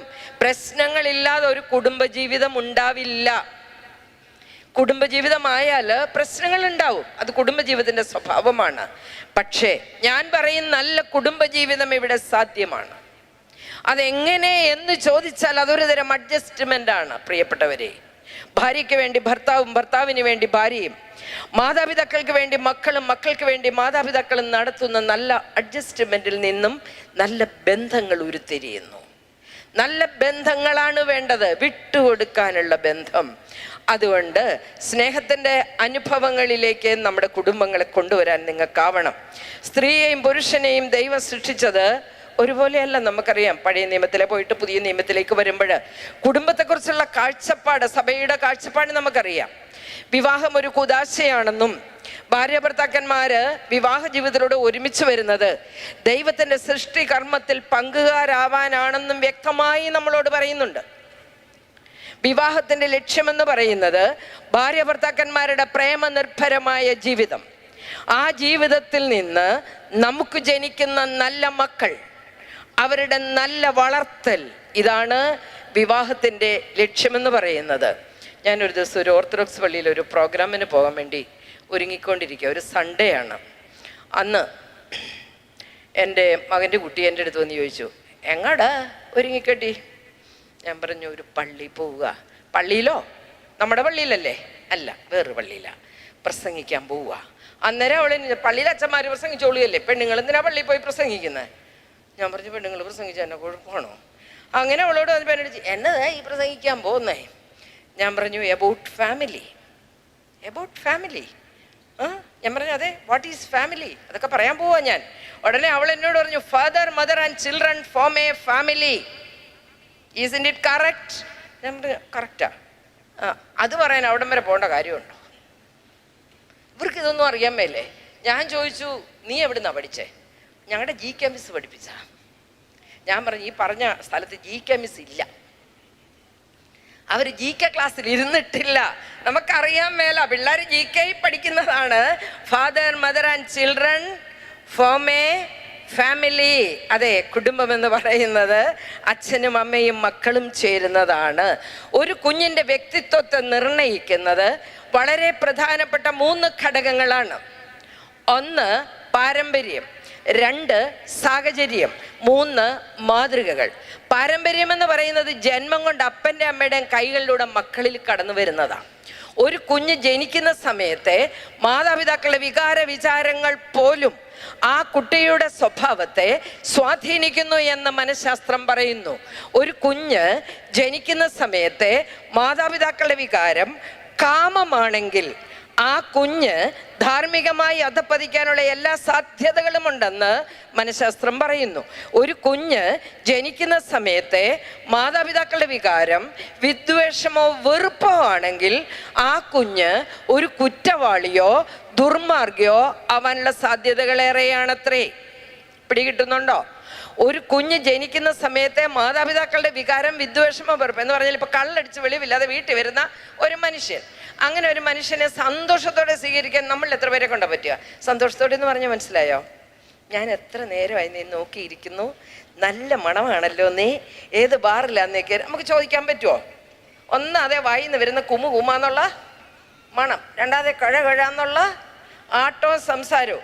ആ സ്ത്രീയിൽ ഉണ്ടാകുന്ന വികാരം വെറുപ്പാണ്. വെറുപ്പിന്റെ മൂർധന്യത്തിൽ അവർ വിളിക്കും കാല, മറന്നുപോയോ നമ്മുടെ നാട്ടിൽ? കാലമാടൻ, പണ്ടാരക്കാലൻ. ഇവിടെയും പറയുന്നുണ്ട്. ഇവിടെ ഈയിടെ ഒരു കേസ് ഞാൻ ചെയ്തപ്പോൾ അവർ മുതുകാലൻ എന്നാണ് വിളിക്കുന്നതെന്ന് പറഞ്ഞു. അതെവിടുന്നാ കിട്ടിയെന്ന് പറഞ്ഞപ്പോൾ എന്നെ ഒരു കാസർഗോട്ടുകാരി മുസ്ലിം സ്ത്രീ അപ്പുറത്ത് താമസിക്കുന്നു, അവരങ്ങനെ വിളിക്കുന്നു പറഞ്ഞു, മുതുകാലൻ. അതെ, കാലൻ, കാലമാടൻ, പണ്ടാരക്കാലൻ, മുതുകാലൻ. പതിവുപടി വന്നിരിക്കുന്നു. മനസ്സിൽ വെറുപ്പും വെറമേ അഭിനയവുമായി ഭർത്താവിൻ്റെ ആവശ്യങ്ങൾ സാധിച്ചു കൊടുക്കുന്ന ഒരു സ്ത്രീ, അവർക്കുണ്ടാവുന്ന കുട്ടി പ്രശ്നകാരിയായിരിക്കും. പിള്ളേരുടെ പ്രശ്നം പിള്ളേരുടെ പ്രശ്നമല്ല. മാതാപിതാക്കൾക്കില്ലാത്ത യാതൊരു പ്രശ്നവും പിള്ളേർക്കുണ്ടാവുമെന്ന് കരുതരുതേ. മുടക്കുമുതലനുസരിച്ച് ലാഭം പ്രതീക്ഷിക്കാവൂ. കൊള്ള ലാഭം പ്രതീക്ഷിക്കരുത്. 1 വെച്ചാൽ 10 കിട്ടും, 10 വെച്ചാൽ 100 കിട്ടും. അതെ, ടാങ്കിലുള്ളതാണ് ടാപ്പിലൂടെ വരുന്നത്. ടാങ്കിലില്ലാത്തത് ടാപ്പിലൂടെ വരില്ലല്ലോ, ഗ്യാസേ വരത്തുള്ളൂ. അതുകൊണ്ട് ഒരു കുഞ്ഞ് ജനിക്കുന്ന സമയത്ത് മാതാപിതാക്കളുടെ വികാരം സ്നേഹമാണെങ്കിൽ ആ കുഞ്ഞ് നല്ല വ്യക്തിത്വത്തിൻ്റെ ഉടമയാവാനുള്ള എല്ലാ സാധ്യതകളും ഉണ്ടെന്ന് മനഃശാസ്ത്രം പറയുന്നു. സ്വാമി വിവേകാനന്ദൻ അദ്ദേഹത്തിൻ്റെ ജീവചരിത്രത്തിൽ രേഖപ്പെടുത്തിയിരിക്കുന്ന ഒന്നുണ്ട്. ഞാൻ ജനിച്ചത് എൻ്റെ മാതാപിതാക്കളുടെ വളരെയേറെ നാളത്തെ പ്രാർത്ഥനയുടെയും ധ്യാനത്തിൻ്റെയും ഫലമായിട്ടാണ്. സ്വാമി വിവേകാനന്ദൻ്റെ മാതാപിതാക്കൾ കുട്ടികളില്ലാതെ വളരെ നാൾ വിഷമിച്ചു.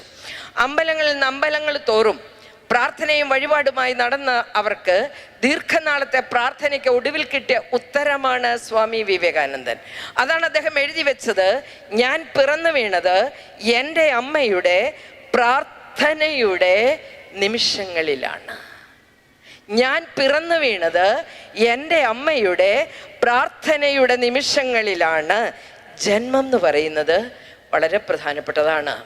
അബ്ദുൽ കലാം അദ്ദേഹത്തിൻ്റെ ആത്മകഥയിൽ എഴുതിയിരിക്കുന്ന ഒരു ഭാഗം, ഞാനത് ഈയിടെ അടിവരയിട്ട് കോട്ട് ചെയ്തൊരു പേപ്പറെ കുറിച്ച ഒരു ഭാഗമാണ്. രാമേശ്വരത്തെ സ്വർണ്ണ നിറമുള്ള മണൽത്തരികളുടെ ഭംഗിയും രാമേശ്വരത്തെ അമ്പലങ്ങളിൽ നിന്നും ദേവാലയങ്ങളിൽ നിന്നും മോസ്കുകളിൽ നിന്നും നിരന്തരം ഉയരുന്ന പ്രാർത്ഥനാ മന്ത്രങ്ങളും രാമേശ്വരത്തെ ഭക്തന്മാരുടെ മനസ്സും ഞാൻ ഒരാളിൽ കാണുന്നു, അതെൻ്റെ അമ്മയിലാണ്. അത് വായിച്ചപ്പോൾ എനിക്ക് തോന്നി, കൊള്ളാലോ ഇത്. ഞാൻ 2 പേപ്പർ എടുത്ത് എഴുതിയിട്ട് എൻ്റെ 2 മക്കളുടെയും കൈ കൊണ്ട് കൊടുത്തു. അബ്ദുൽ കലാം അവരുടെ അമ്മയെക്കുറിച്ച് എഴുതിയതാണ്. മക്കൾക്ക് എന്താ തോന്നുന്നെന്നാണ്. 2 പേര് ഇത് വായിച്ചിട്ട് പറഞ്ഞു, ഞങ്ങളൊന്ന് ആലോചിക്കട്ടെ. കുറച്ച് ദിവസം കഴിഞ്ഞപ്പോൾ ഞാൻ ചോദിച്ചു, ജോണി ആലോചിച്ചില്ലേ? ആലോചിച്ചു, രാമേശ്വരം വരെ പോയാലോ എന്ന് ഞങ്ങളൊന്ന് ആലോചിച്ചുകൊണ്ടിരിക്കുക. അറ്റ്ലീസ്റ്റ് വേളാങ്കണ്ണി വരെയെങ്കിലും ഞങ്ങൾ പോയിട്ട് വന്നിട്ട് എഴുതി. ഇതുവരെ അവന്മാർ തന്നില്ല. ഞാൻ പറഞ്ഞു, എടാ രാമേശ്വരത്തെ വേണ്ടി കോട്ടയത്തെ മീനച്ചിലാറെന്നോ വല്ല പെരിയാറെന്നോ വല്ല എഴുതി തന്നാ മതി. മണർകാട് പള്ളി ആയാലും എനിക്ക് വിരോധം ഇല്ലടാ, മരുമല ആയാലും കുഴപ്പമില്ല, അല്ലെ പാറപ്പള്ളി ആയാലും എടാ ഏതായാലും അന്നേരം നോക്കട്ടെ. ഇതുവരെ അമ്മമാർ ആലോചിച്ച് കഴിഞ്ഞില്ല. അതെ, നമ്മുടെ പിള്ളേരോട് ചോദിക്കണം, ആലോചിച്ചിട്ട് അവർ ആൻസർ എന്താന്ന് പറയും. അമ്മയെ പോലെ ഒരമ്മ. അതെ, നമുക്കൊന്ന് ആത്മപരിശോധനയുടെ ദിവസമാണ് ഈ ഫാമിലി സൺഡേ എന്ന് പറയുന്നത്. ഒരു കുട്ടി ജനിക്കുന്ന സമയത്ത് 23 ക്രോമസോമുകൾ അച്ഛൻ്റെതും 23 അമ്മയുടേതുമാണ്. മുടക്കു മുതൽ ഈക്വൽ. അതിൽ ഒരു ക്രോമസോം എന്ന് പറയുന്നത് 10,000 ജീനാണ്.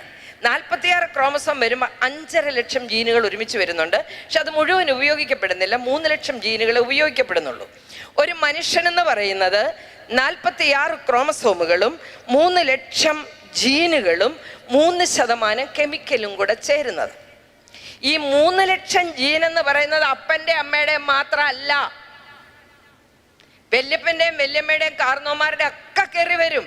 ചിലപ്പോൾ ഇപ്പം എന്നെ കണ്ടാൽ ഒരു 5 തലമുറ പിറകിൽ ജീവിച്ചിരുന്ന ഒരു വല്യമ്മച്ചെ പോലെ തന്നെ ആവാം. അവർ 80-ലും 70-ലൊക്കെ ക്ലോസ് ആയെങ്കിലും നമ്മളിനി നോക്കിയിട്ട് ഒരു കാര്യമില്ല. പക്ഷെ ഞാനിപ്പോൾ അന്വേഷിച്ചുകൊണ്ടിരിക്കുകയാണ്. എൻ്റെ വീട്ടിലെ പ്രായം ചെന്ന അവരൊക്കെ എപ്പോഴൊക്കെയാണ് മരിച്ചത്? 99-ലൊക്കെ മരിച്ചവരുണ്ട്. അതെ, 100 കഴിഞ്ഞവരും ഉണ്ട്. അത്രമേ ഉണ്ടായിരിക്കും. എന്നാലും നമുക്കൊരു 90-നപ്പുറം പോകണമെന്നൊരാഗ്രഹം. നടക്കുമെന്നൊന്നും അറിയില്ല. എനിവേ, ഞാൻ പറഞ്ഞ എന്നാന്നറിയാവോ, 5 തലമുറ പിറകിൽ ജീവിച്ചിരുന്ന പ്രിയപ്പെട്ടവരുടെ പ്രത്യേകത നമ്മുടെ കുട്ടികൾക്ക് കയറി വരും. അതിനാണ് ഈ കല്യാണം ആലോചിക്കുമ്പോഴേ, കുടുംബം തുടങ്ങുമ്പോഴേ പാരമ്പര്യം നോക്കണമെന്നും വിശ്വാസം നോക്കണമെന്നും ജീവിതത്തിൽ അവർക്ക് മൂല്യങ്ങളുണ്ടോ എന്ന് അന്വേഷിക്കണമെന്നൊക്കെ പറയുന്നത്. കാരണം ഞാനിപ്പോൾ ചെയ്യുന്ന ഒരു കേസ്, ഒരു പെൺകുട്ടി, അവൾ ഓർത്തഡോക്സിലുള്ള കുട്ടിയാണ്. അവൾ കല്യാണം കഴിച്ചത് മർത്തോമായിലേക്കാണ്. അപ്പോൾ ഇവള് കല്യാണത്തിന് മുമ്പ് ഇവർക്ക് 5-6 മാസം വർത്താനൊക്കെ പറയാൻ കിട്ടി. അപ്പോൾ ഇവനോട് ചോദിച്ചു, ആർ യു ഗോഡ് ഫിയറിങ്? അപ്പോൾ പറഞ്ഞു, ഗോഡ് ഫിയറിങ് ഒന്നുമല്ല, കുഴപ്പമില്ല. സൺഡേ ഉണരുകയാണെങ്കിൽ ചിലപ്പോൾ ഞാൻ പള്ളിയിൽ പോകും. ഉണരുകയാണെങ്കിൽ ജോലിയാ, ഉണരുവാണെങ്കിൽ പള്ളിയിൽ പോകും. അപ്പോൾ അവൾ ഓർത്തു, ഉണർത്തിയാൽ മതിയല്ലോ,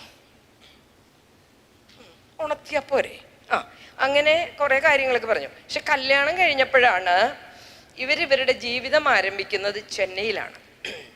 ചെന്നൈയിൽ ഒരു ഫ്ലാറ്റിൽ, ഒരു 3 ബെഡ്റൂം ഫ്ലാറ്റിൽ ഇവർ ജീവിതം ആരംഭിക്കുന്നു. എന്നിട്ട് 2 കൂട്ടരുടെ അപ്പനും അമ്മയും കൂടെ അവിടെ കൊണ്ട് വിട്ടു. അപ്പം ഇവൾക്കറിയാം ഇവന് പള്ളിപ്പോക്കൊന്നും ഇല്ലെന്നറിയാം, പള്ളിസ്ഥര്. എന്നാലും ഇവള് ഭയങ്കര സ്നേഹിച്ചടുത്ത് കൂടുമ്പോൾ ഡ്രോപ്പ് ചെയ്യും. എന്നിട്ട് അവൻ കറങ്ങിക്കൊണ്ടിരിക്കും. എന്നിട്ട് പിന്നെ വന്ന് പിക്ക് ചെയ്യും. അത്ര ഉണ്ടല്ലോ എന്ന് അവൾ ഓർത്തു. പിന്നെ കുറെ കൂടെ കഴിഞ്ഞപ്പോഴത്തേക്ക് അതും ഇല്ലാതായി. അപ്പോൾ ഒരു ദിവസം ഇവൻ രാത്രി 2 മണി വരെ വർക്ക് ചെയ്യുക എന്നാണ് പറയുന്നത്. ഇവൻ 3 റൂമിൽ 1 റൂം അവൻ്റെ റൂമാണ്. അതിനകത്ത് ഇവൻ കയറി കഥ കടച്ചിരിക്കും. അപ്പം ഈ പെണ്ണുങ്ങൾക്കൊരു സൂക്കേടുണ്ട്, ഒളിഞ്ഞു നോക്കുന്ന സ്വഭാവം. ഇല്ലേ? ഞങ്ങൾക്കത് പാരമ്പര്യമായിട്ട് കിട്ടിയതാ. ഞങ്ങളങ്ങനെ ഇല്ല, നമ്മൾ ഒളിഞ്ഞു നോക്കത്തില്ലേ? ഇല്ലേ? ഞാൻ നോക്കും. എനിവേ, അവൾ ഒളിഞ്ഞു നോക്കി. അപ്പം ഈ ചെറുക്കൻ്റെ മേശപ്പുറത്ത് ഒരു തലയോട്ടി. 2 എല്ലും കഷ്ണം, കുറച്ച് ഭസ്മം, ഒരു കാവ്യമുണ്ട്, തലയിലൊരു കാവിക്കെട്ട്, എന്ന് വെച്ചോണ്ടിരിക്കുക. ഇതാ ഇവൻ ബെഡ്റൂമിൽ വരാത്തേ. അവസാനം അവൾക്ക് പേടിയായി. പിന്നെ മാതാപിതാക്കൾ ചെന്നു. അങ്ങനെ വിവാഹമോചനത്തിനെന്നും പറഞ്ഞ് വന്നതാ. പക്ഷെ അവൻ പറയുന്നു, ഞാൻ മദ്ബഹയിൽ കയറിക്കൊണ്ടിരുന്നവനാ, സൺഡേ സ്കൂളൊക്കെ പഠിച്ചവനാ. ബട്ട് കൂട്ടുകെട്ടുകൾ, ഹോസ്റ്റൽ ലൈഫില്, എഞ്ചിനീയറിങ്ങിന് പഠിക്കുമ്പോൾ ഹോസ്റ്റൽ ലൈഫിൽ കിട്ടിയ കൂട്ടുകെട്ടുകൾ നിരീശ്വരവാദത്തിലേക്കും ഇങ്ങനെയുള്ള സാത്താൻ സേവയിലേക്കും. എന്തോരം കുഞ്ഞുങ്ങളെന്നറിയോ സാത്താൻ സേവക്കാരുടെ പുറകെ പോകുന്നത്. മാതാപിതാക്കളോട് ഞാൻ പറയുന്നത്, പിള്ളേരെ പഠിക്കാൻ വിടുമ്പോൾ സൂക്ഷിക്കണം. ആരോട്? കാനഡയിലാണ് പഠിക്കുന്നത്. കൊച്ചെവിടാ പഠിക്കുന്നത്? ഓസ്ട്രേലിയയില്. ഓസ്ട്രേലിയയിലേ ആൻറ്റി പിന്നെ നല്ലൊരു കോഴ്സ് കിട്ടി, നല്ല കോളേജില്ല. ഇതാണ് എല്ലാവരും പറയുന്നത്. എല്ലാവർക്കും സ്റ്റാറ്റസ് സിമ്പലായി മക്കൾ എവിടാന്ന് ചോദിച്ചാല് ഇവിടം കൊണ്ടെന്ന് പറഞ്ഞാൽ എന്തോ നാണക്കേട് പോലെ ആയ ഒരു സമൂഹത്തിലേക്ക്. ഇനി കുറെ കഴിയുമ്പോൾ എങ്ങനെ സംഭവിക്കാൻ പോകുന്നു എനിക്കറിയില്ല. വൃദ്ധമന്ദിരങ്ങളുടെ എണ്ണം കൂടിക്കൊണ്ടിരിക്കുന്നു. അതാണിപ്പോൾ ഇവിടെ സംഭവിക്കുന്നത്. ഞാൻ പറയുന്ന മക്കൾ പഠിക്കാൻ പോകണ്ടെന്നല്ല, മക്കൾ ജോലിക്ക് ഒന്നും ഞാൻ പറയില്ല. ഞാൻ പറയുന്നത് അവരിൽ ദൈവവിശ്വാസം ഉണ്ടോ എന്ന് നിങ്ങൾ അന്വേഷിക്കണം. അത് മാതാപിതാക്കളുടെ ഉത്തരവാദിത്വം. പൈസ ചിലവാക്കിയാലും പോണം എവിടെ കിടക്കുന്നതൊക്കെ കാണാൻ. എന്നാലും കുഴപ്പമില്ല. കാരണം എനിക്ക് രണ്ടാമത്തെ എൻ്റെ മോന് കൊച്ചിയിലാണ്. എനിക്ക് ഞായറാഴ്ച നിർബന്ധമാണ് അവനിരിക്കുന്ന പള്ളി എന്നെ വീഡിയോ കോളിൽ കാണിക്കണമെന്ന്. വിശ്വാസം ഇല്ലാഞ്ഞിട്ടൊന്നുമല്ല, എനിക്ക് നിർബന്ധമാണത്. നീ ഏത് പള്ളിയിലെന്ന് പോയെന്ന് അറിയണം. ഇപ്പോൾ സൺഡേ സ്കൂളിലുണ്ട്, സ്ഥിരം പള്ളിയാണ്. അപ്പം ഞാൻ പറഞ്ഞു വന്നത് എന്നാന്ന് ചോദിച്ചു കഴിഞ്ഞാൽ, മക്കളെ വളർത്തുമ്പോൾ നമ്മൾ ശ്രദ്ധിക്കേണ്ട ചില കാര്യങ്ങളുണ്ട്. അവര് ഈ വേൾഡിലെ സന്തോഷങ്ങളിലേക്ക് പോകുന്നത് കൂടാതെ ദൈവത്തിൽ നിന്ന് അകന്നു പോകുന്നു. ഇപ്പോഴത്തെ ഒരു സ്റ്റഡി എന്നറിയാവോ? പ്രായം ചെന്നവര്, ഒറ്റപ്പെടുന്നവര്, തഴയപ്പെടുന്ന മാതാപിതാക്കളുടെ എണ്ണം നമ്മുടെ ഇടയിൽ കൂടിക്കൊണ്ടിരിക്കുന്നു. കുറച്ച് നാൾ മുമ്പ് എനിക്ക് ഒരു എറണാകുളത്ത് ഒരു വൃദ്ധമന്ദിരത്തോട് അനുബന്ധിച്ചൊരു പരിപാടിയുണ്ട്. കേരളത്തിൽ 612 വൃദ്ധമന്ദിരങ്ങളുണ്ട്. നിങ്ങൾ പേടിക്കണ്ട, നല്ല സ്ഥലം ഞാൻ പറഞ്ഞുതരാം ചോദിച്ചാ. 612 വൃദ്ധമന്ദിരങ്ങളിൽ നിറയെ അന്തേവാസികൾ, ആരോരും ഇല്ലാത്തവരല്ല, മക്കളെ കൊണ്ടാക്കിയിരിക്കുന്നവരാണ്. മക്കളുള്ള മാതാപിതാക്കളാണ്. ഈയിടെ ഞാൻ പറഞ്ഞില്ലേ, ഞാൻ കോളേജിൽ പഠിക്കുന്ന സമയത്ത് എൻ്റെ കൂടെ പഠിച്ച ഒരു കന്യാസ്ത്രീ ഉണ്ടായിരുന്നു. അവര് ഇതുപോലെ ഒരു വൃദ്ധമന്ദിരത്തിലാണ് ഇപ്പോഴും. അവര് അതിൻ്റെ ഡയറക്ടറാണ്. ഒരു ദിവസം എന്നെ വിളിച്ചിട്ട് ചോദിച്ചു, ഗ്രേസ് നീ ഒന്ന് വരാവോ, ഒരു ദിവസത്തെ പരിപാടി. എനിക്കിവിടെ 36 അമ്മച്ചിമാരുണ്ട്. അമ്മച്ചിമാരോട് നീ ഇച്ചിരി തമാശയൊക്കെ പറഞ്ഞ് ചിരിയൊക്കെ കളിച്ച്, അവർക്ക് മത്സരങ്ങളുണ്ട്, കസരകളി അതും ഇതൊക്കെ. അത് കഴിഞ്ഞ് ആനുവൽ ഡേയോ മറ്റോ. അപ്പൊ എന്നോട് പറഞ്ഞു ഉച്ചയ്ക്ക് സദ്യ കഴിഞ്ഞ് തിരുവഞ്ചൂര് വരുന്നുണ്ട്, അപ്പൊ പബ്ലിക് മീറ്റിംഗ് ഉണ്ട്. പക്ഷെ പുള്ളി പെട്ടെന്ന് ഇനോഗ്രേറ്റ് ചെയ്തു, നീ ഒരു ടോക്കൊക്കെ കൊടുത്ത് സമ്മാനദാനമൊക്കെ കഴിഞ്ഞ് വൈകിട്ട് പോകാം, നീ വരണം കേട്ടോ. ഞാൻ പറഞ്ഞു ഞാൻ വരാം കേട്ടോ. എനിക്ക് ഭയങ്കര സന്തോഷമായി. ഞാൻ ഇവിടുന്ന് വെളുപ്പിനെ തന്നെ അവിടെ ചെന്നു. ഈ അമ്മച്ചിമാർക്ക് മുട്ടായി വെറുക്ക്, പാട്ട് മത്സരം, കസേരകളി, ഇതെല്ലാം ഞാൻ ഇങ്ങനെ ആഘോഷമായിട്ട് അവരുടെ കൂടെ ആസ്വദിച്ചു. ഉച്ചയ്ക്ക് ഉണ്ടോണ്ടിരിക്കുമ്പോൾ എൻ്റെ അടുത്തിരിക്കുന്ന ഒരു അമ്മച്ചിയോട് ഞാൻ ചോദിച്ചു, അമ്മച്ചി എങ്ങനാ ഇവിടെ വന്നു പറ്റിയത്? അപ്പൊ എന്നോട് പറഞ്ഞു, അത് ഞാൻ ചത്തപ്പം അവന്മാര് കൊണ്ടാക്കിയതാ. ഏതവന്മാര്? എൻ്റെ മക്കള്, അല്ലാണ്ട് ആരാടി? എത്ര എണ്ണം ഉണ്ട്? 8 എണ്ണം ഉണ്ട്. 8 എണ്ണം ഉണ്ടായിട്ട് ഒരെണ്ണമെങ്കിലും ഈ തള്ളെ നോക്കുന്നില്ലെങ്കിൽ തള്ളയുടെ കയ്യിലിരിപ്പ് ഒട്ടും ശരിയല്ല. അല്ലെ, ഒരെണ്ണമെങ്കിലും നോക്കത്തില്ലേ? ഇല്ലേ? 8 എണ്ണം ഉണ്ട്, ഒരെണ്ണമെങ്കിലും നോക്കത്തില്ലേ? എൻ്റെ ഒരു സ്ഥിതി അങ്ങനെയായി ചിന്തിക്കുന്നത്. അപ്പൊ ഈ തള്ളയുടെ കയ്യിലിരിപ്പ് ശരിയല്ല എന്ന് എനിക്ക് തോന്നി. ഞാൻ ചോദിച്ചു, മക്കളൊക്കെ എന്താ ചെയ്യുക? എടി, എൻ്റെ മക്കളൊന്നും സാധാരണക്കാരല്ല, വലിയ ഉള്ളികളാ. Doctor, engineer, advocates, chartered accountants, ഈ പഠിക്കാവുന്ന ഏറ്റവും വലിയ പരീക്ഷയെല്ലാം പാസ്സായവരാ. എവിടാ അവരൊക്കെ? ഹൂസ്റ്റൺ, കൊളറാഡോ, കാലിഫോർണിയ, ഇതെല്ലാം അമേരിക്കയിലല്ലേ? അമേരിക്കയിലെ. പിന്നെ എവിടെ? സിഡ്നി, ദുബായിലും ഉണ്ട്. എല്ലാം ഓരോ രാജ്യത്താ. അപ്പൊ ഞാൻ ചോദിച്ചു, വരാറുണ്ടോ? ഉണ്ട് മോളെ, ആണ്ടിലൊരിക്കലും ഒരെണ്ണം വരും.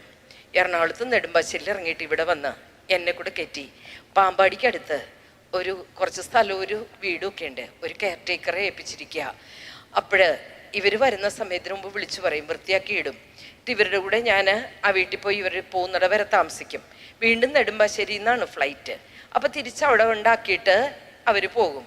അപ്പം ഞാൻ ചോദിച്ചു, അമ്മച്ചിയുടെ ഉള്ളിൽ സന്തോഷമുണ്ടോ? ഏതൊരമ്മയ്ക്കാ മോളെ ഈ അവസ്ഥയിൽ സന്തോഷിക്കാൻ പറ്റുക? ഞാൻ ഓർത്തു പോയിട്ടുണ്ട് മോളെ. ഞാൻ പ്രസവിച്ചതിൽ ഒരെണ്ണമെങ്കിലും ബുദ്ധിയില്ലാത്തവനായിരുന്നുവെങ്കിൽ, ഞാൻ പ്രസവിച്ചതിൽ ഒരെണ്ണമെങ്കിലും അംഗവൈകല്യമുള്ളവനായിരുന്നുവെങ്കിൽ എനിക്കിന്ന് അവൻ്റെ കൂടെ കഴിയാമായിരുന്നു. 8 കേമന്മാരെ പ്രസവിച്ചതാ ഞാൻ ചെയ്ത തെറ്റ്. എന്നോട് ചോദിച്ചു, നീ കല്യാണം കഴിച്ചല്ലേ? പിള്ളേരുണ്ടോ? മക്കളും ഉണ്ട്.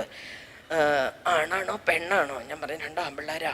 എങ്കിൽ എൻ്റെ മോളൊരു കാര്യം ചെയ്യും, നേരത്തെ ഇവിടെ ബുക്ക് ചെയ്തോളാൻ പറഞ്ഞു.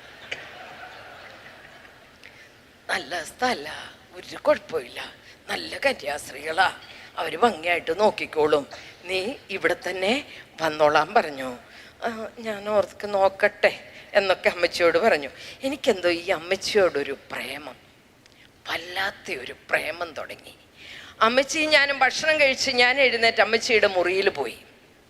അവിടുത്തെ പ്രത്യേകത എന്താണെന്ന് വെച്ചാൽ നമുക്കൊരു മുറി നല്ല സജ്ജീകരണങ്ങളോടെ കിട്ടും. പിന്നെ ഒരു മുറിയിൽ നമുക്ക് വേണമെങ്കിൽ ഒരു ഹോം നേഴ്സിനെ താമസിപ്പിക്കാം, അല്ലെ ഒരു ഡ്രൈവർ, വണ്ടിയൊക്കെ ഉപയോഗിക്കുന്നത്. ഇച്ചിരി പോഷാണ് സംഭവം. ആദ്യം 40 ലക്ഷം രൂപ അങ്ങനെ അങ്ങോട്ട് കൊടുത്താൽ പോഷ് സ്ഥലമാണ്. അമ്മച്ചിയുടെ മുറിയിൽ ചെന്നപ്പോൾ അമ്മച്ചിയുടെ മുറി നിറയെ ഇംഗ്ലീഷ് പുസ്തകങ്ങൾ.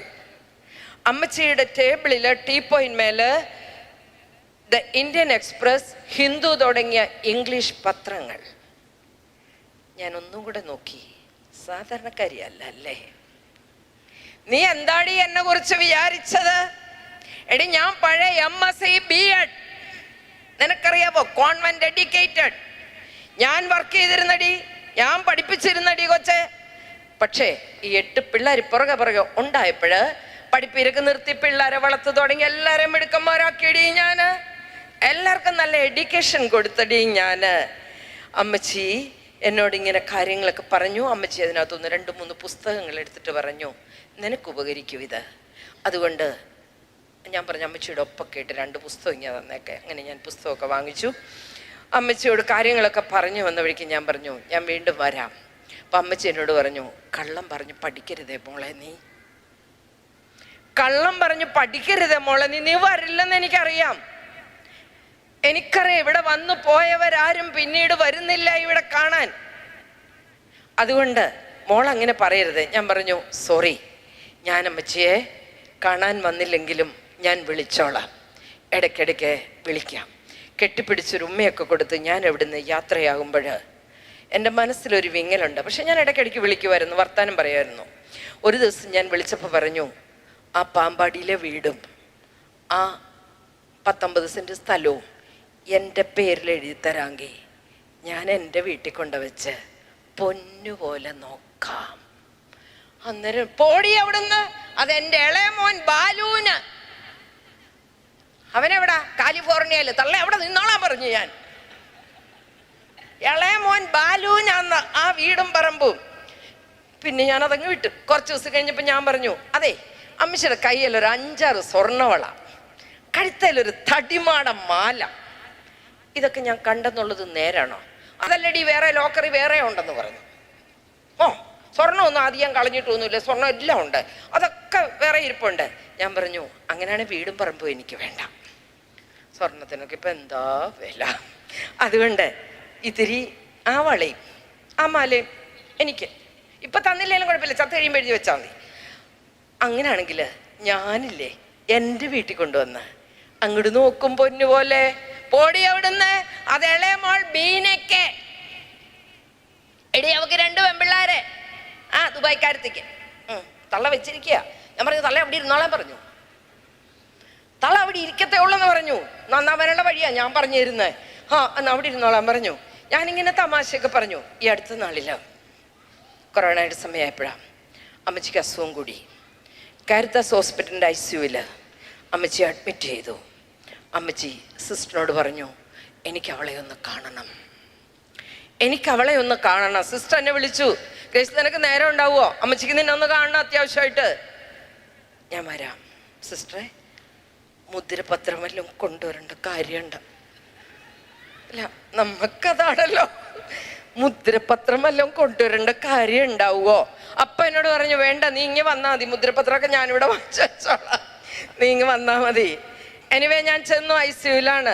അന്നത്തെ ഡയറക്ടർ അച്ഛൻ എന്നെ പരിചയമുണ്ട്. ഞാൻ അച്ഛനോട് ചോദിച്ചാൽ എനിക്ക് 10 മിനിറ്റ് അമ്മച്ചിയെ കാണണം.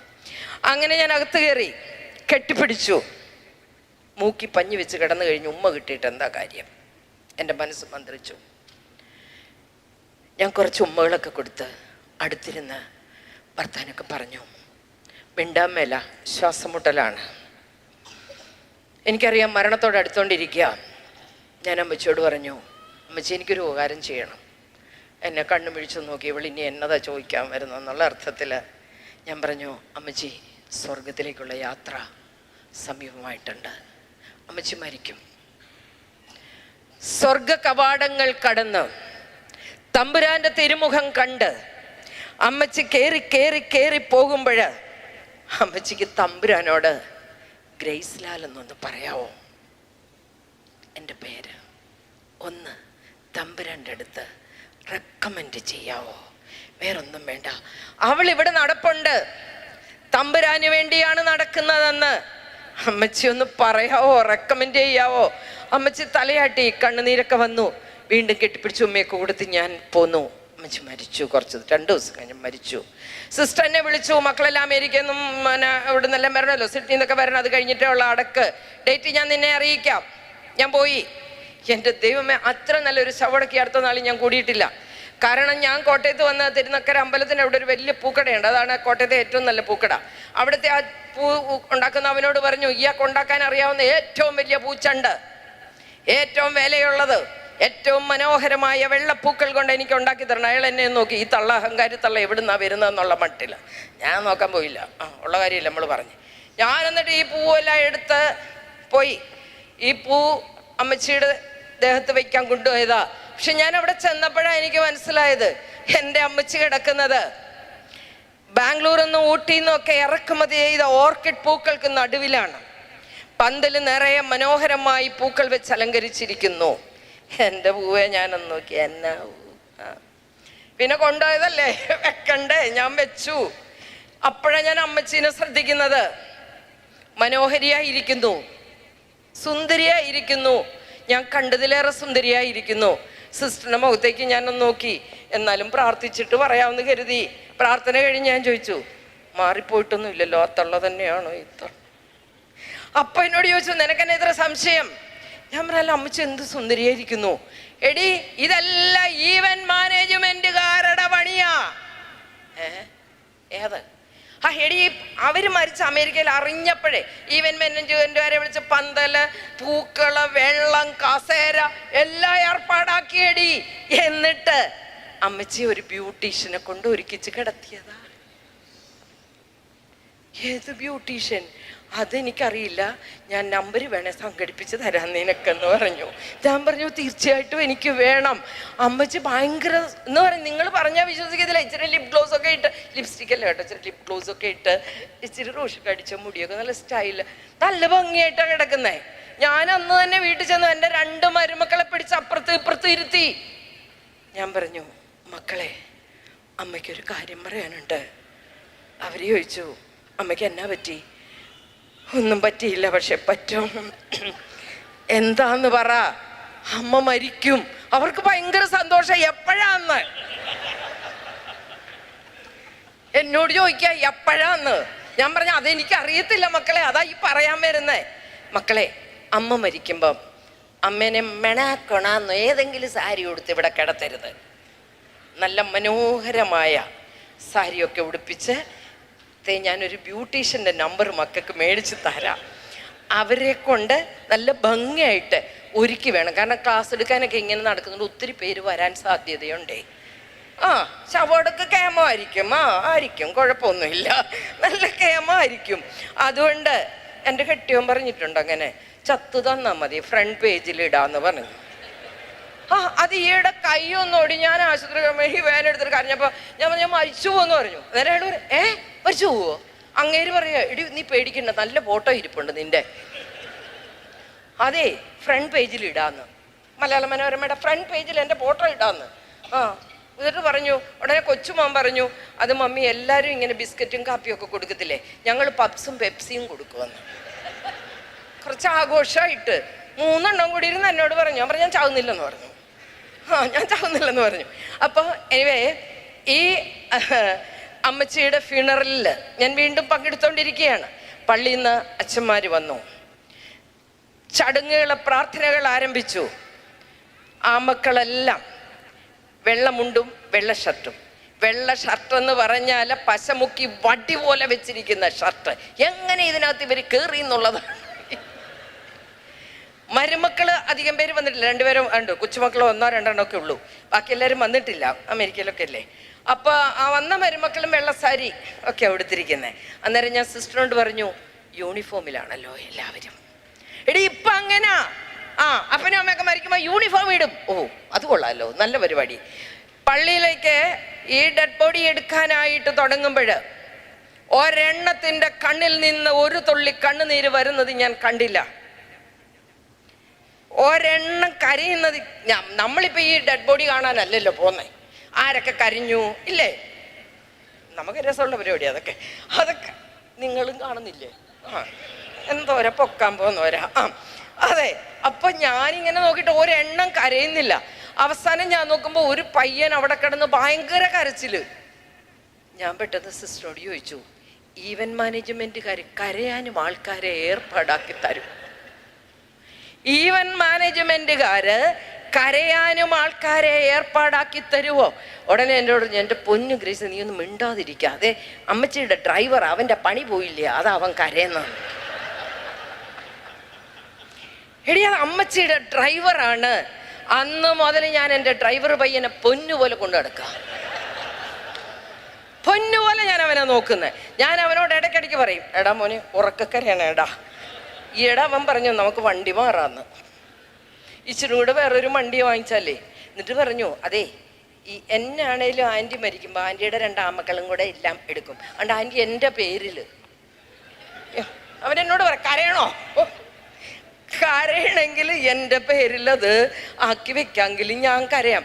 എന്നാലും ഞാൻ അവനെ കൊണ്ടു നടക്കുകയാണ്. കരയേണ്ട ആരേലും. ഇവിടെ ആർക്കാരോടാണ് സ്നേഹം?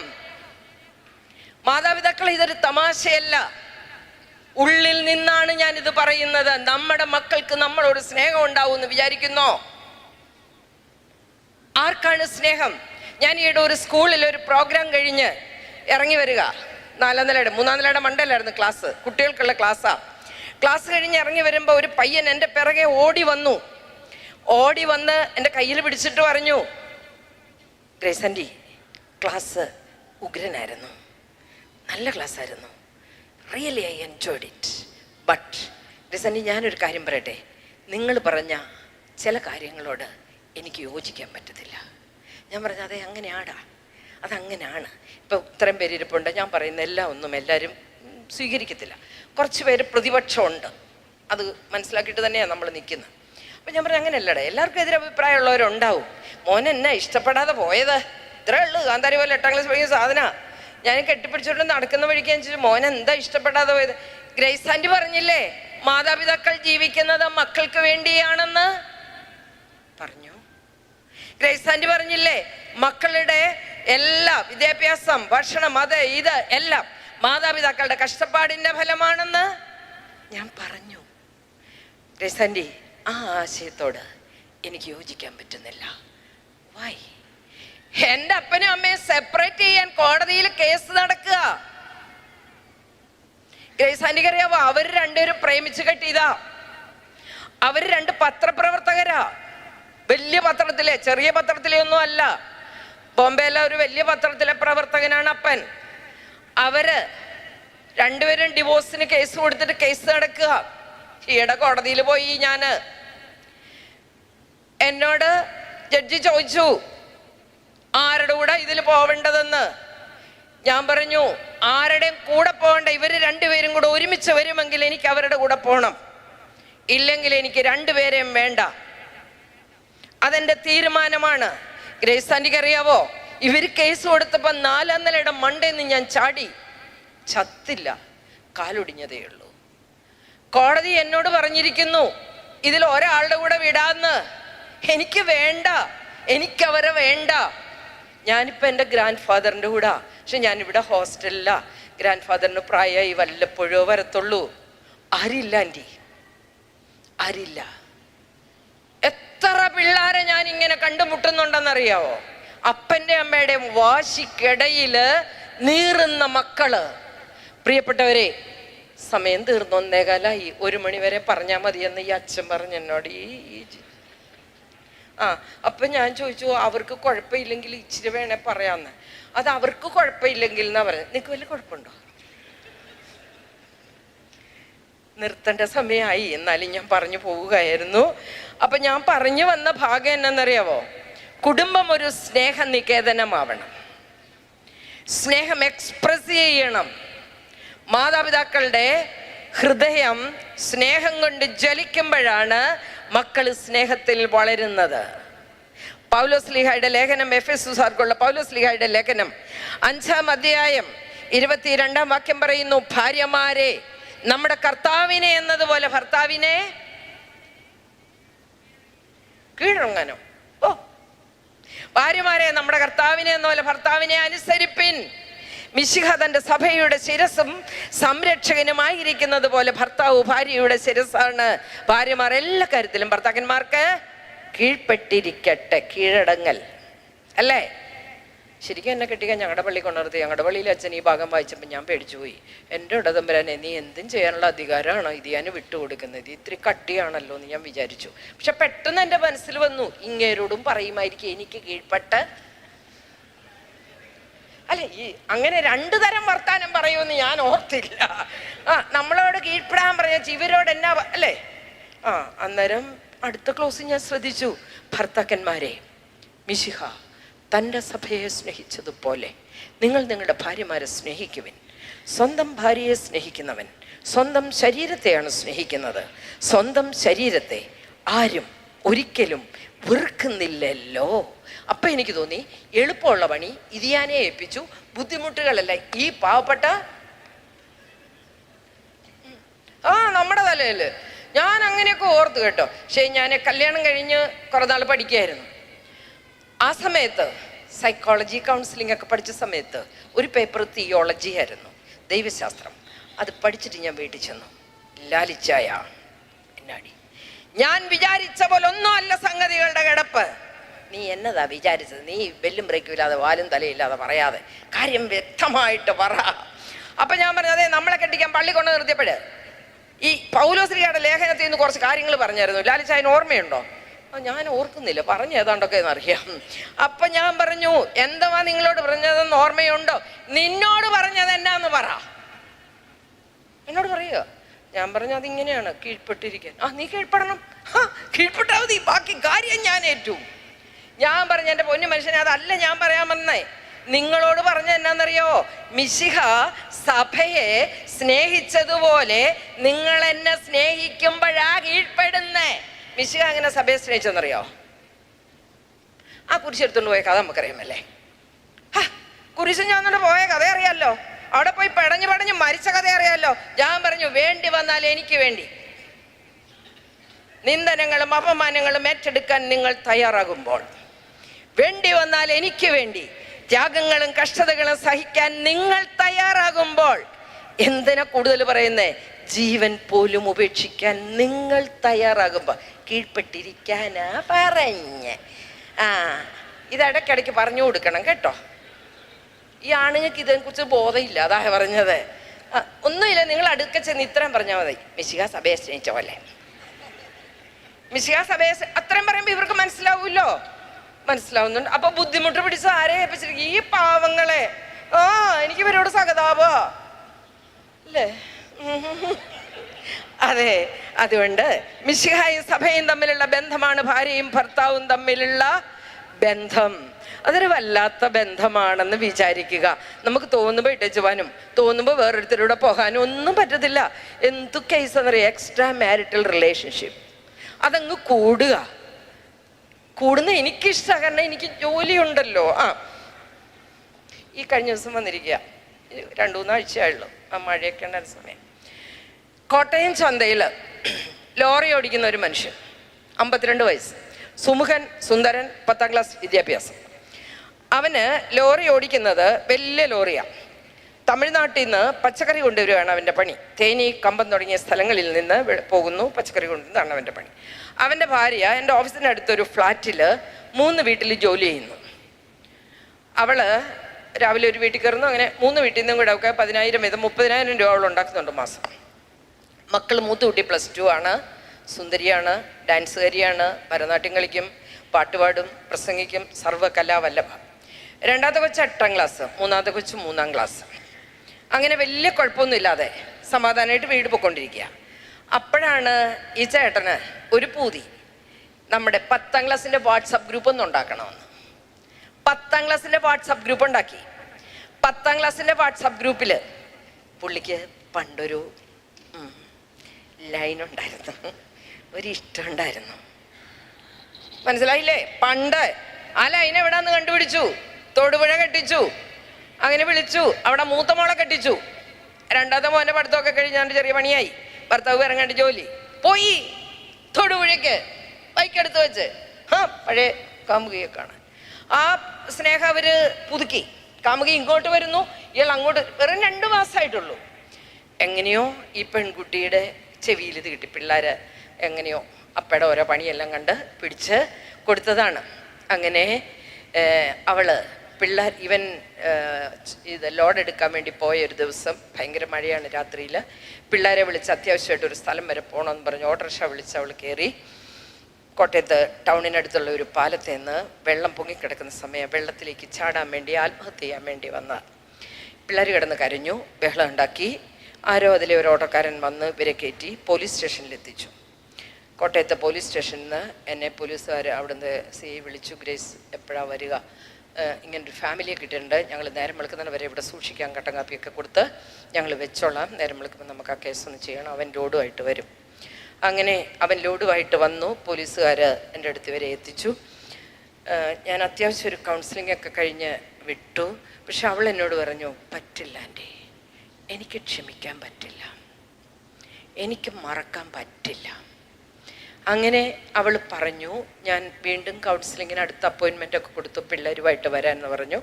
അന്ന് രാത്രി അവൾ വിഷം കഴിച്ചു. കോട്ടയം മെഡിക്കൽ കോളേജിൽ പാരലൈസ് ചെയ്ത് കിടപ്പുണ്ട്. ഇപ്പം കോട്ടയം മെഡിക്കൽ കോളേജിൽ പാരലൈസ് ചെയ്ത് കിടപ്പുണ്ട്. എന്താണോ ഇത്തരം ബന്ധങ്ങൾ കൊണ്ട് ഓരോരുത്തരും നേടുന്നത്.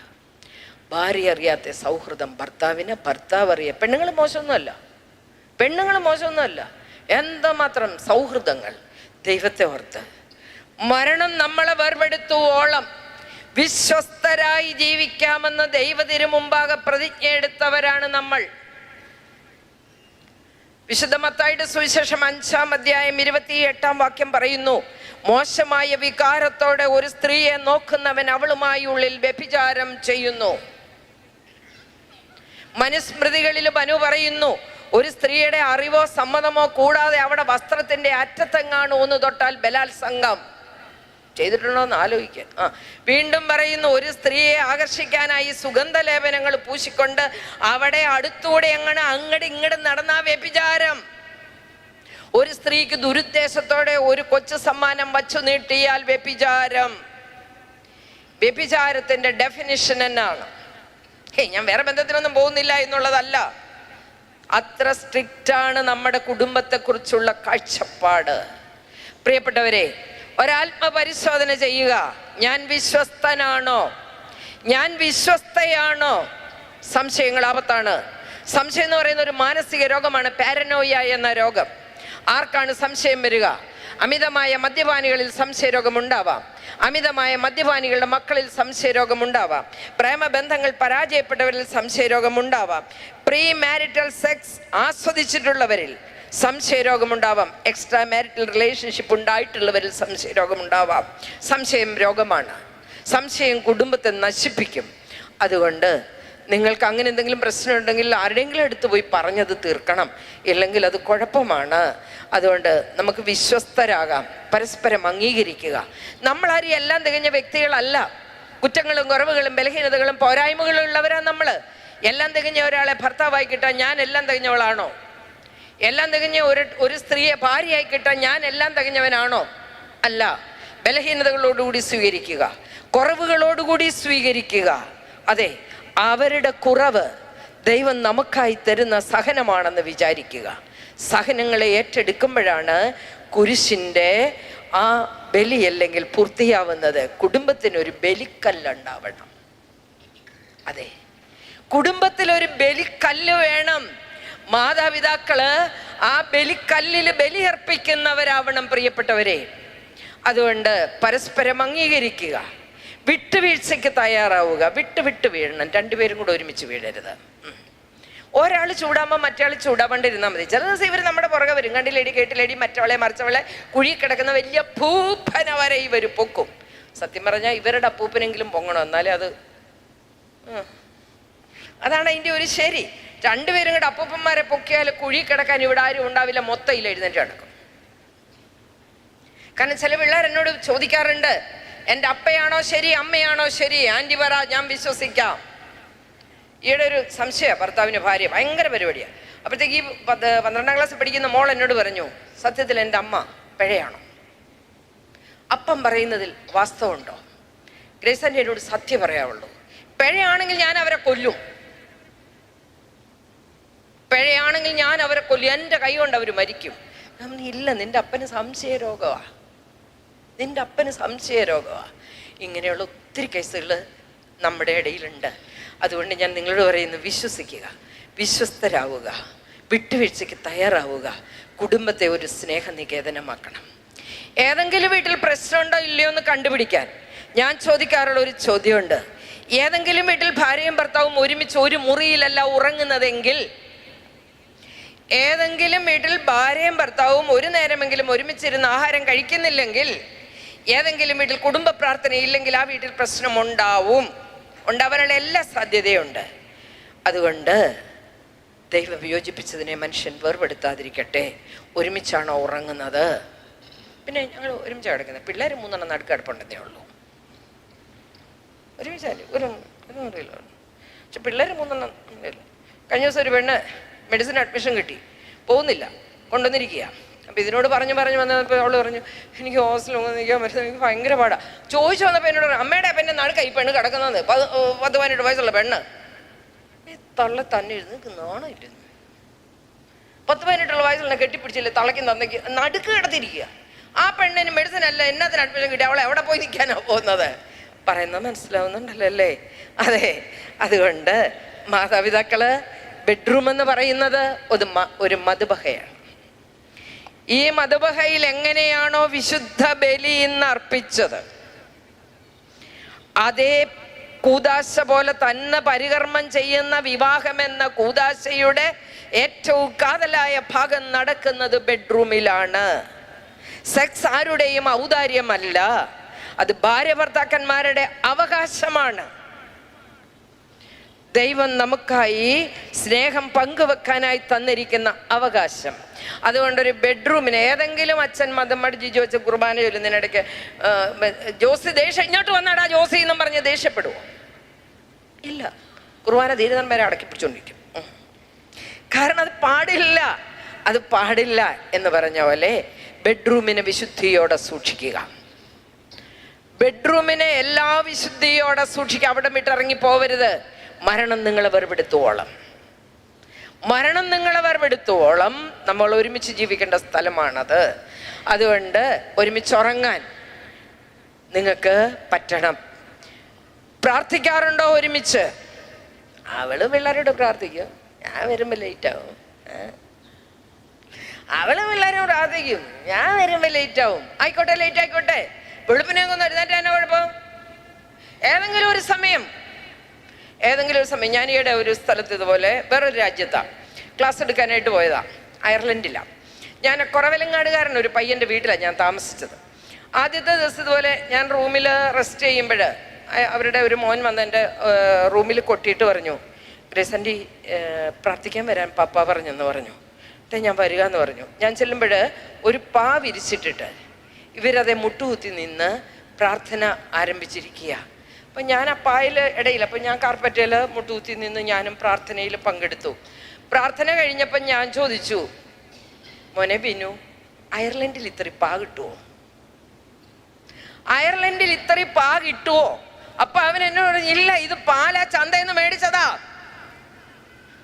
ഞങ്ങൾ 4 ആൺപിള്ളേരും 2 പെൺപിള്ളേരുവാ. ഞങ്ങളുടെ അപ്പം ഭയങ്കര സ്ട്രിക്റ്റ് ആയിരുന്നു, പായൽ മുട്ടുകുത്തിക്കണം. എനിക്ക് 3 എണ്ണം ഉണ്ട്. ആ 3 ആൺപിള്ളേര്. ഞാനൊരു പാ മേടിച്ചോണ്ട് പോകുന്നതാ, എൻ്റെ വെട്ടിയുടെ അടിയിൽ മടക്കി വെച്ച് അതേ മുട്ടുകുത്തി നിർത്തി ആ പാരമ്പര്യം എൻ്റെ പിള്ളേർക്ക് കൊടുക്കാൻ ഞാൻ ആഗ്രഹിച്ചു. പറഞ്ഞു മനസ്സിലാവുന്നുണ്ടല്ലോ അല്ലേ? അതുകൊണ്ട് ഇപ്പം നിങ്ങളോട് പോയി മേടിച്ചുകൊണ്ട് വരാനൊന്നും അല്ല ഞാൻ പറഞ്ഞത്. നമുക്ക് ചിലപ്പോൾ നമ്മുടെ മാതാപിതാക്കൾ നമ്മളെ വളർത്തിയതിൽ അപാകതകൾ കാണും. എല്ലാം തികഞ്ഞ അപ്പനും അമ്മയും ഇവിടെ ആരും ഇല്ല, എല്ലാം തികഞ്ഞ മക്കളും ഇല്ല. അതുകൊണ്ട് അടുത്ത തലമുറയിലേക്ക് പോകുമ്പോൾ സൂക്ഷിക്കുക, നിങ്ങൾ സൂക്ഷിക്കണം. കാരണം നമ്മുടെ പിള്ളേർ നമ്മുടെ കൂടെ അല്ല കൂടുതൽ വളരുന്നത്, അവർ പുറത്താണ് ജോലിക്ക് വേണ്ടിയും അതിനും ഇതിനുമായിട്ട് പുറത്തു പോകുമ്പോൾ നിങ്ങൾ കൊടുക്കുന്ന വിശ്വാസം, നിങ്ങൾ കൊടുക്കുന്ന ജീവിത ക്രമം, നിങ്ങൾ കൊടുക്കുന്ന ആത്മീയത അത് സ്ട്രോങ് ആയിരിക്കണം. അതുകൊണ്ട് ഫാമിലി സൺഡേ എന്തിനാ വെക്കുന്നതെന്നറിയാവോ? നമ്മുടെ കുറവുകൾ എന്താണ്, നമ്മുടെ ബലഹീനതകൾ എന്താണ്, നമ്മുടെ കുഴപ്പം എന്താണെന്ന് കണ്ടുപിടിക്കാൻ വേണ്ടിയാ. അതുകൊണ്ട് ഇന്ന് വീട്ടിൽ ചെല്ലുമ്പോൾ ഭാര്യയോട് പറയണം, നിന്റെ കാര്യം മാത്രമാ തള്ള പറഞ്ഞത്, ശരിക്കും ക്ലാസ് നിനക്കായിരുന്നു, അവിടെ ഇരുന്നപ്പം ഞാൻ അത് ഓർത്തോണ്ടിരിക്കും. ഇനി തള്ള പറയുന്ന, ഒയ്യോ നിങ്ങളുടെ കാര്യം മാത്രമാ. അതെ, ഞാൻ അങ്ങനെയല്ല പറഞ്ഞത്, നിങ്ങളുടെ കാര്യമൊന്നും അല്ല ഞാൻ പറഞ്ഞത്, നിൻ്റെതൊന്നും എൻ്റെതൊന്നും നോക്കണ്ട, നമ്മുടെ കാര്യമാണ്. ഈ കഴിഞ്ഞ കുറച്ച് ദിവസങ്ങൾക്ക് മുമ്പ് എൻ്റെ മോൻ്റെ ഒരു കൂട്ടുകാരൻ്റെ അമ്മ ക്യാൻസർ പേഷ്യൻ്റായിട്ട് മരിക്കാറായി കിടക്കുക. അവൻ എന്നെ വിളിച്ചിട്ട് ചോദിച്ചു, ഗ്രേസ് ആൻറ്റി ഒരു ദിവസം ഹോസ്പിറ്റൽ വരെ വരാവോ? സെക്കൻഡറി സ്റ്റേജാണ്, അമ്മ മരിക്കാറായിരിക്കുക. ഗ്രേസ് ആൻറ്റിയെ വലിയ ഇഷ്ടമാണ്, ഗ്രേസ് ആൻറ്റി ഒന്ന് ഒരുക്കണം, കാരണം പപ്പയും മമ്മിയും തമ്മിൽ എന്നോ അടിയായിരുന്നു, പപ്പയോട് മമ്മിക്ക് വൈരാഗ്യ, ഒന്ന് വരാവോ? ഞാൻ പറഞ്ഞു ഞാൻ വരാം. അങ്ങനെ ഞാനത് ക്ലിനിക്കിൽ നിന്ന് പരിപാടിയെല്ലാം കഴിഞ്ഞ് ഞാൻ അവിടെ ചെന്നു. ലിസി എന്നാണ് അവളുടെ പേര്. അവർക്ക് 3 ആൺപിള്ളേരെല്ലാം മിടുക്കന്മാരായി, നല്ല ജോലിയൊക്കെ. ഇളയ മോനാണ് എൻ്റെ മോൻ്റെ കൂടെ പഠിച്ചത്. ഞാനങ്ങനെ വർത്താനം എല്ലാം പറഞ്ഞു, കട്ടിൽ കയറിയിരുന്നു. ലിസിയുടെ കൈയെടുത്ത് പിടിച്ച് ദൈവത്തെക്കുറിച്ച്, സ്വർഗരാജ്യത്തെക്കുറിച്ച്, ലൈഫ് ആഫ്റ്റർ ഡെത്തിനെ കുറിച്ച് കുറേ കാര്യങ്ങളൊക്കെ പറഞ്ഞുകൊണ്ടിരുന്നു കഴിഞ്ഞ് ഞാൻ പറഞ്ഞു, ലിസി, ആരോടെങ്കിലും ക്ഷമിക്കാനുണ്ടെങ്കിൽ ക്ഷമിക്കണം. അന്നേരം എന്നോട് പറഞ്ഞു, പുറത്തൊരുത്തം നിൽക്കുന്ന കണ്ടു കാണുമല്ലേ, ചാകാൻ കിടക്കുക, അന്നേരം അവർക്ക് നല്ല ചോണ. ഞാൻ പറഞ്ഞു കണ്ടു. അതെ, ഞാൻ ഉദ്ദേശിച്ചതും അത് തന്നെയാണ്. ജോസിനോട് ലിസിക്ക് ക്ഷമിക്കാൻ പറ്റില്ലെന്ന് എനിക്കറിയാം. അപ്പം എന്നോട് പറഞ്ഞു, എന്തുവാ അറിയാന്നേ, ഒന്നും അറിയില്ല നിങ്ങൾക്ക്. 38 വർഷമായി കല്യാണം കഴിഞ്ഞ്, 42 വർഷമായി കല്യാണം കഴിഞ്ഞിട്ട്. നിനക്കറിയാവോ, എന്നെ കല്യാണം കഴിക്കുമ്പോൾ അയാൾ സൗദി അറേബ്യയില. 2 വർഷം കൂടുമ്പോൾ അവധിക്ക് വരുന്ന മനുഷ്യൻ. അമ്മായിമ്മ, അമ്മായിപ്പൻ, നാത്തുമാരെല്ലാം ഉള്ള വീട്. അതിനിടയ്ക്ക് 2-3 പ്രസവം. ആണ്ടിൽ വരുമ്പോൾ ഓരോരോ ഗർഭം ധരിച്ചു. അങ്ങനെ 3 എണ്ണത്തിൻ്റെ പ്രസവിച്ചു. പൈസ അയാൾ അയച്ചു തരും. അയാൾ അവധിക്ക് വന്നാൽ ആ പെട്ടി ഒന്ന് തുറക്കുന്നത് ഞാൻ കണ്ടിട്ടില്ല. പെങ്ങന്മാരും അമ്മയും കൂടെ പോയി തുറക്കും. അതിനകത്ത് എനിക്കായിട്ടൊരു പൗഡറോ ഒരു ക്രീമോ എന്തെങ്കിലും ഒരു സാധനം ഉണ്ടാവുമെന്ന് ഞാൻ പ്രതീക്ഷിച്ചിട്ടുണ്ട്. എനിക്കായിട്ട് അയാളൊന്നും കൊണ്ട് തന്നിട്ടില്ല. ഞാനിങ്ങനെ വീട്ടുകാരി, അടുക്കളക്കാരി, വേലക്കാരി, ഇയാൾക്ക് വേണ്ടതെല്ലാം ഉണ്ടാക്കി കൊടുക്കുന്നു. അയാളുടെ കൂട്ടുകാർ വരുന്നു, അവർ കള്ളു കുടിക്കുന്നു, ആഘോഷിക്കുന്നു. അയാളുടെ പൈസ തീരുമ്പോൾ എൻ്റെ ആഭരണം പണയം വെക്കുന്നു, എന്നിട്ട് അയാൾ പോകുന്നു. എനിക്ക് അയാൾ സ്നേഹം തന്നിട്ടില്ല. അപ്പനും അമ്മയൊക്കെ മരിച്ചു, പെങ്ങന്മാരൊക്കെ കെട്ടിച്ചു. അതൊരു കാലമായിരുന്നു. ഇപ്പൊ ഗ്രേസ് പിള്ളേരെല്ലാം നല്ല നിലയിലായി, കുഴപ്പമൊന്നുമില്ല. എൻ്റെ അവസാനത്തെ മോൻ എഞ്ചിനീയറിങ് കഴിഞ്ഞ് ജോലി കിട്ടിയപ്പോൾ ഞാൻ വിളിച്ചു, പപ്പേ ഞാൻ ഒറ്റയ്ക്കാ. പപ്പയുടെ കുടുംബത്തെ ഞാൻ ഭംഗിയായി നോക്കി, മക്കളെ ഞാൻ നന്നായി വളർത്തി. എനിക്ക് നിങ്ങളുടെ കൂടെ ഒന്ന് ജീവിക്കാനൊരാഗ്രഹം, എനിക്ക് നിങ്ങളുടെ കൂടെ ജീവിക്കാനൊരാഗ്രഹം. എന്നെ തെറി വിളിച്ചു, തെറി വിളിച്ചു. ഞാൻ അവസാനിപ്പിച്ചു. അത് കഴിഞ്ഞ് ഞാൻ തീരുമാനിച്ചു, ഈ മനുഷ്യനെ എനിക്ക് ഇനി സ്നേഹിക്കാൻ പറ്റില്ല. അങ്ങനെ കുറേ കാലമായി. ഞാൻ അസുഖമായപ്പോൾ അയാൾ വന്നില്ല, രൂപ അയച്ചു തന്നു. ഇപ്പം അയാൾ ഞാൻ ചാകുമെന്ന് അറിഞ്ഞപ്പോൾ വന്നതാണ്. ചാകുമെന്ന് അറിഞ്ഞപ്പോൾ അയാൾ വരുന്നു, എൻ്റെ കാല് തിരുമുന്നു, എൻ്റെ നെറ്റിക്ക് കൈവെക്കുന്നു, എനിക്ക് കരിക്കും വെള്ളം തരുന്നു. അറപ്പാണ് എനിക്ക്, വെറുപ്പാണ് എനിക്ക്. അയാളോട് പറയണം എനിക്ക് അയാളെ കാണണ്ടെന്ന്. ഞാൻ ഒന്നും മിണ്ടിയില്ല. ഞാൻ പറഞ്ഞു, ഞാൻ പറയാം. ഞാൻ പുറത്തിറങ്ങി വന്നു. ഈ മനുഷ്യനവിടെ നിൽപ്പുണ്ട്. ഞാൻ ചോദിച്ചു, ചേട്ടായി എൻ്റെ കൂടെ ഒരു സ്ഥലം വരെ ഒന്ന് വരാവോ? അയാളൊന്നും മിണ്ടാതെ എൻ്റെ കൂടെ വന്നു. ഞാൻ പോയത് ആ ഹോസ്പിറ്റലിൻ്റെ ചാപ്പലിലേക്കാണ്. പള്ളിയിൽ കയറി 2 കസേര എടുത്തിട്ടു. ഞാൻ പറഞ്ഞു, എൻ്റെ അടുത്ത് ചേട്ടായി ഒന്നിരിക്കാവോ? ഇരുന്നു. ഞാൻ ചോദിച്ചു, ചേട്ടായി, ആ ചേച്ചിയുടെ മനസ്സെന്നറിയേ ചേട്ടായിടുള്ള പകയാ. സ്നേഹിക്കാമായിരുന്നില്ലേ? കൊണ്ടു നടക്കാമായിരുന്നില്ലേ? ഒരിക്കലെങ്കിലും കൊണ്ടുപോകാമായിരുന്നില്ലേ? അവർക്ക് എന്തൊക്കെ ആഗ്രഹങ്ങളാണ് നിങ്ങൾ സാധിച്ചു കൊടുക്കാതെ പോയത്? അങ്ങനെ കുറെ പറഞ്ഞു കഴിഞ്ഞപ്പോൾ അയക്ക് പെട്ടെന്ന് സങ്കടം വന്നിട്ട് എൻ്റെ കൈ കയറി പിടിച്ചിട്ട് പറഞ്ഞു, പറ്റിപ്പോയി. ഞാൻ ചോദിച്ചു, സമയമുണ്ടോ ഇനി? ഇല്ല ഇല്ല, പ്രാർത്ഥിക്കേ, നിങ്ങളൊന്ന് കുമ്പസാരിക്കണം. ഞാൻ അച്ഛനെ ഏർപ്പാടാക്കി തരാം. ഡയറക്ടർ അച്ഛൻ എൻ്റെ സുഹൃത്താ.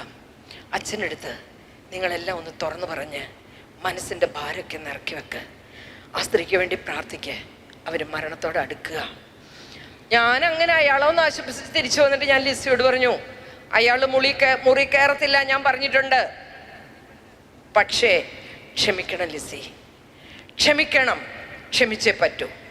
കുറച്ചു നേരം കഴിഞ്ഞപ്പോൾ എന്നോട് പറഞ്ഞു, സമ്മതിച്ചു, പക്ഷെ എനിക്ക് അയാളെ കാണരുത്. ഇല്ല, അയാൾ കാണാൻ വരില്ല. മരിച്ചു കഴിഞ്ഞാലും എൻ്റെ ഡെഡ് ബോഡിയെ തൊടരുതെന്ന് പറയണം. ഓക്കെ, ഞാൻ പറഞ്ഞോളാം. അയാൾ എന്നെ മുത്തരുതെന്ന് പറയണം. ഞാൻ പറയാം. നിങ്ങൾ ശാന്തമായിട്ട് തമ്പുരാനോട് പ്രാർത്ഥിക്കാനൊക്കെ പറഞ്ഞ് ഞാൻ ഈ സ്ത്രീയുടെ അടുത്ത് കുറച്ച്, പക്ഷേ വെളുപ്പിനെ മരിച്ചു അവര്. അപ്പോഴേ എൻ്റെ മനസ്സിൽ എപ്പോഴും ഇങ്ങനെ ആര് ഭാര്യ ഭർത്താക്കന്മാരെ കണ്ടാലും ചോദിക്കാൻ തോന്നും, ദൈവം 30 വർഷമായിട്ട് ഒരെണ്ണത്തിനെ തന്നില്ലേ? ദൈവം 40 വർഷമായിട്ട് ഒരെണ്ണത്തിനെ തന്നില്ലേ? ദൈവം 25 വർഷമായിട്ട് ഒരെണ്ണത്തിനെ തന്നില്ലേ? സ്നേഹിക്കാമായിരുന്നില്ലേ? കൂടെ കിടത്താമായിരുന്നില്ലേ? കെട്ടിപ്പിടിക്കാമായിരുന്നില്ലേ? എന്തൊക്കെ ചെയ്യാമായിരുന്നു. അതുകൊണ്ട് ഇനി നേരെ ഒന്നും പോയിട്ടില്ല, ചെയ്യാനൊക്കെ ഇഷ്ടം പോലെ നേരം കിടപ്പുണ്ട് നിങ്ങൾക്ക്, ആ സ്ത്രീക്കല്ലേ ഇല്ലാത്ത. അതുകൊണ്ട് ഒരു തിരിച്ചു വരവ് അനിവാര്യമായിരിക്കുന്നു. നമുക്ക് നഷ്ടമായിക്കൊണ്ടിരിക്കുന്ന നമ്മുടെ കുടുംബ ബന്ധങ്ങളെ അതിൻ്റെ സർവ്വവിധ പ്രതാപങ്ങളോടും കൂടി പ്രിയപ്പെട്ടവരെ നമുക്കൊന്ന് തിരിച്ചു പിടിക്കാൻ ശ്രമിക്കാം. നമുക്ക് നഷ്ടമായിക്കൊണ്ടിരിക്കുന്ന നമ്മുടെ ആത്മീയതയെ, നമ്മുടെ ദൈവാനുഭവങ്ങളെ അതിൻ്റെ സർവ്വവിധ വിശുദ്ധിയോടും കൂടി നിങ്ങൾക്കൊന്ന് തിരിച്ചു പിടിക്കാൻ പറ്റുമോ എന്ന് ആലോചിക്ക്. ദൈവം സമൃദ്ധമായി നമ്മളെ അനുഗ്രഹിക്കും, യാതൊരു സംശയവും വേണ്ട. നിർത്തിക്കോട്ടെ. നിർത്തിയിട്ട് പൊടിയുന്നോ? നിങ്ങളൊക്കെ നല്ല മനുഷ്യരല്ലേ. വല്ലതും ചോദിക്കാനുണ്ടോ എന്നോട്? 2 വർത്താനം പറയണമെന്നില്ല ആഗ്രഹം തോന്നുന്നുണ്ടോ? അതുകൊണ്ട് ക്ലാസ്സൊക്കെ ഇഷ്ടപ്പെട്ടോ? കൊള്ളായിരുന്നു അല്ലേ? പക്ഷെ കൊണ്ടില്ല. ചിലരെന്നോട് പറയും ക്ലാസ് കൊള്ളായിരുന്നു, പക്ഷെ കൊണ്ടില്ല. അതുകൊണ്ട് കൊള്ളണം. അതുകൊണ്ട് ഞാൻ പ്രാർത്ഥിക്കുകയാണ്, ഈ ഇടവകയെ, ഈ വൈദികരെ, നിങ്ങളെ ഓരോരുത്തരെയും, നിങ്ങളുടെ മക്കളെ, നാട്ടിലായിരിക്കുന്ന നിങ്ങളുടെ പ്രിയപ്പെട്ടവരെ എല്ലാവരെയും ഞാൻ തമ്പുരാൻ്റെ കൈകളിൽ ഏൽപ്പിച്ച് പ്രാർത്ഥിക്കുകയാണ്. നിങ്ങളുടെ ആകുലതകളും വേദനകളും നിങ്ങളുടെ ആവശ്യങ്ങളും ആഗ്രഹങ്ങളും സ്വപ്നങ്ങളും മോഹങ്ങളും എല്ലാം ഞാൻ അവിടുത്തെ കുരിശിൻ ചുവട്ടിൽ വെച്ച് നിങ്ങൾക്ക് വേണ്ടി പ്രാർത്ഥിക്കുകയാണ്. സർവശക്തനായ ദൈവം നിങ്ങളെല്ലാവരെയും ധാരാളമായി അനുഗ്രഹിക്കട്ടെ. നിങ്ങളുടെ പ്രശ്നങ്ങളെ അവിടുന്ന് ഏറ്റെടുക്കട്ടെ. നിങ്ങളുടെ പ്രശ്നങ്ങളിൽ അവിടുന്ന് സഹായകനാകട്ടെ. നിങ്ങളുടെ സന്തോഷങ്ങളിൽ അവിടുന്ന് കൂടെ ഇരിക്കട്ടെ. അതെ, സമൃദ്ധമായി ദൈവം നിങ്ങളെ അനുഗ്രഹിക്കട്ടെ എന്ന് പ്രാർത്ഥിച്ചുകൊണ്ട് നിങ്ങളോട് സംസാരിക്കാൻ അവസരം കിട്ടിയതിനുള്ള നന്ദി ഒരിക്കൽ കൂടി പറഞ്ഞുകൊണ്ട്, നിങ്ങളുടെ പ്രാർത്ഥനയിൽ എന്നെയും എൻ്റെ പണി അറിയാം. തകർന്ന കുടുംബങ്ങളെ കൂട്ടിച്ചേർക്കുന്ന പണി വലിയ പണിയാണ്. നിങ്ങൾ ഉദ്ദേശിക്കുന്ന പോലെ അല്ല.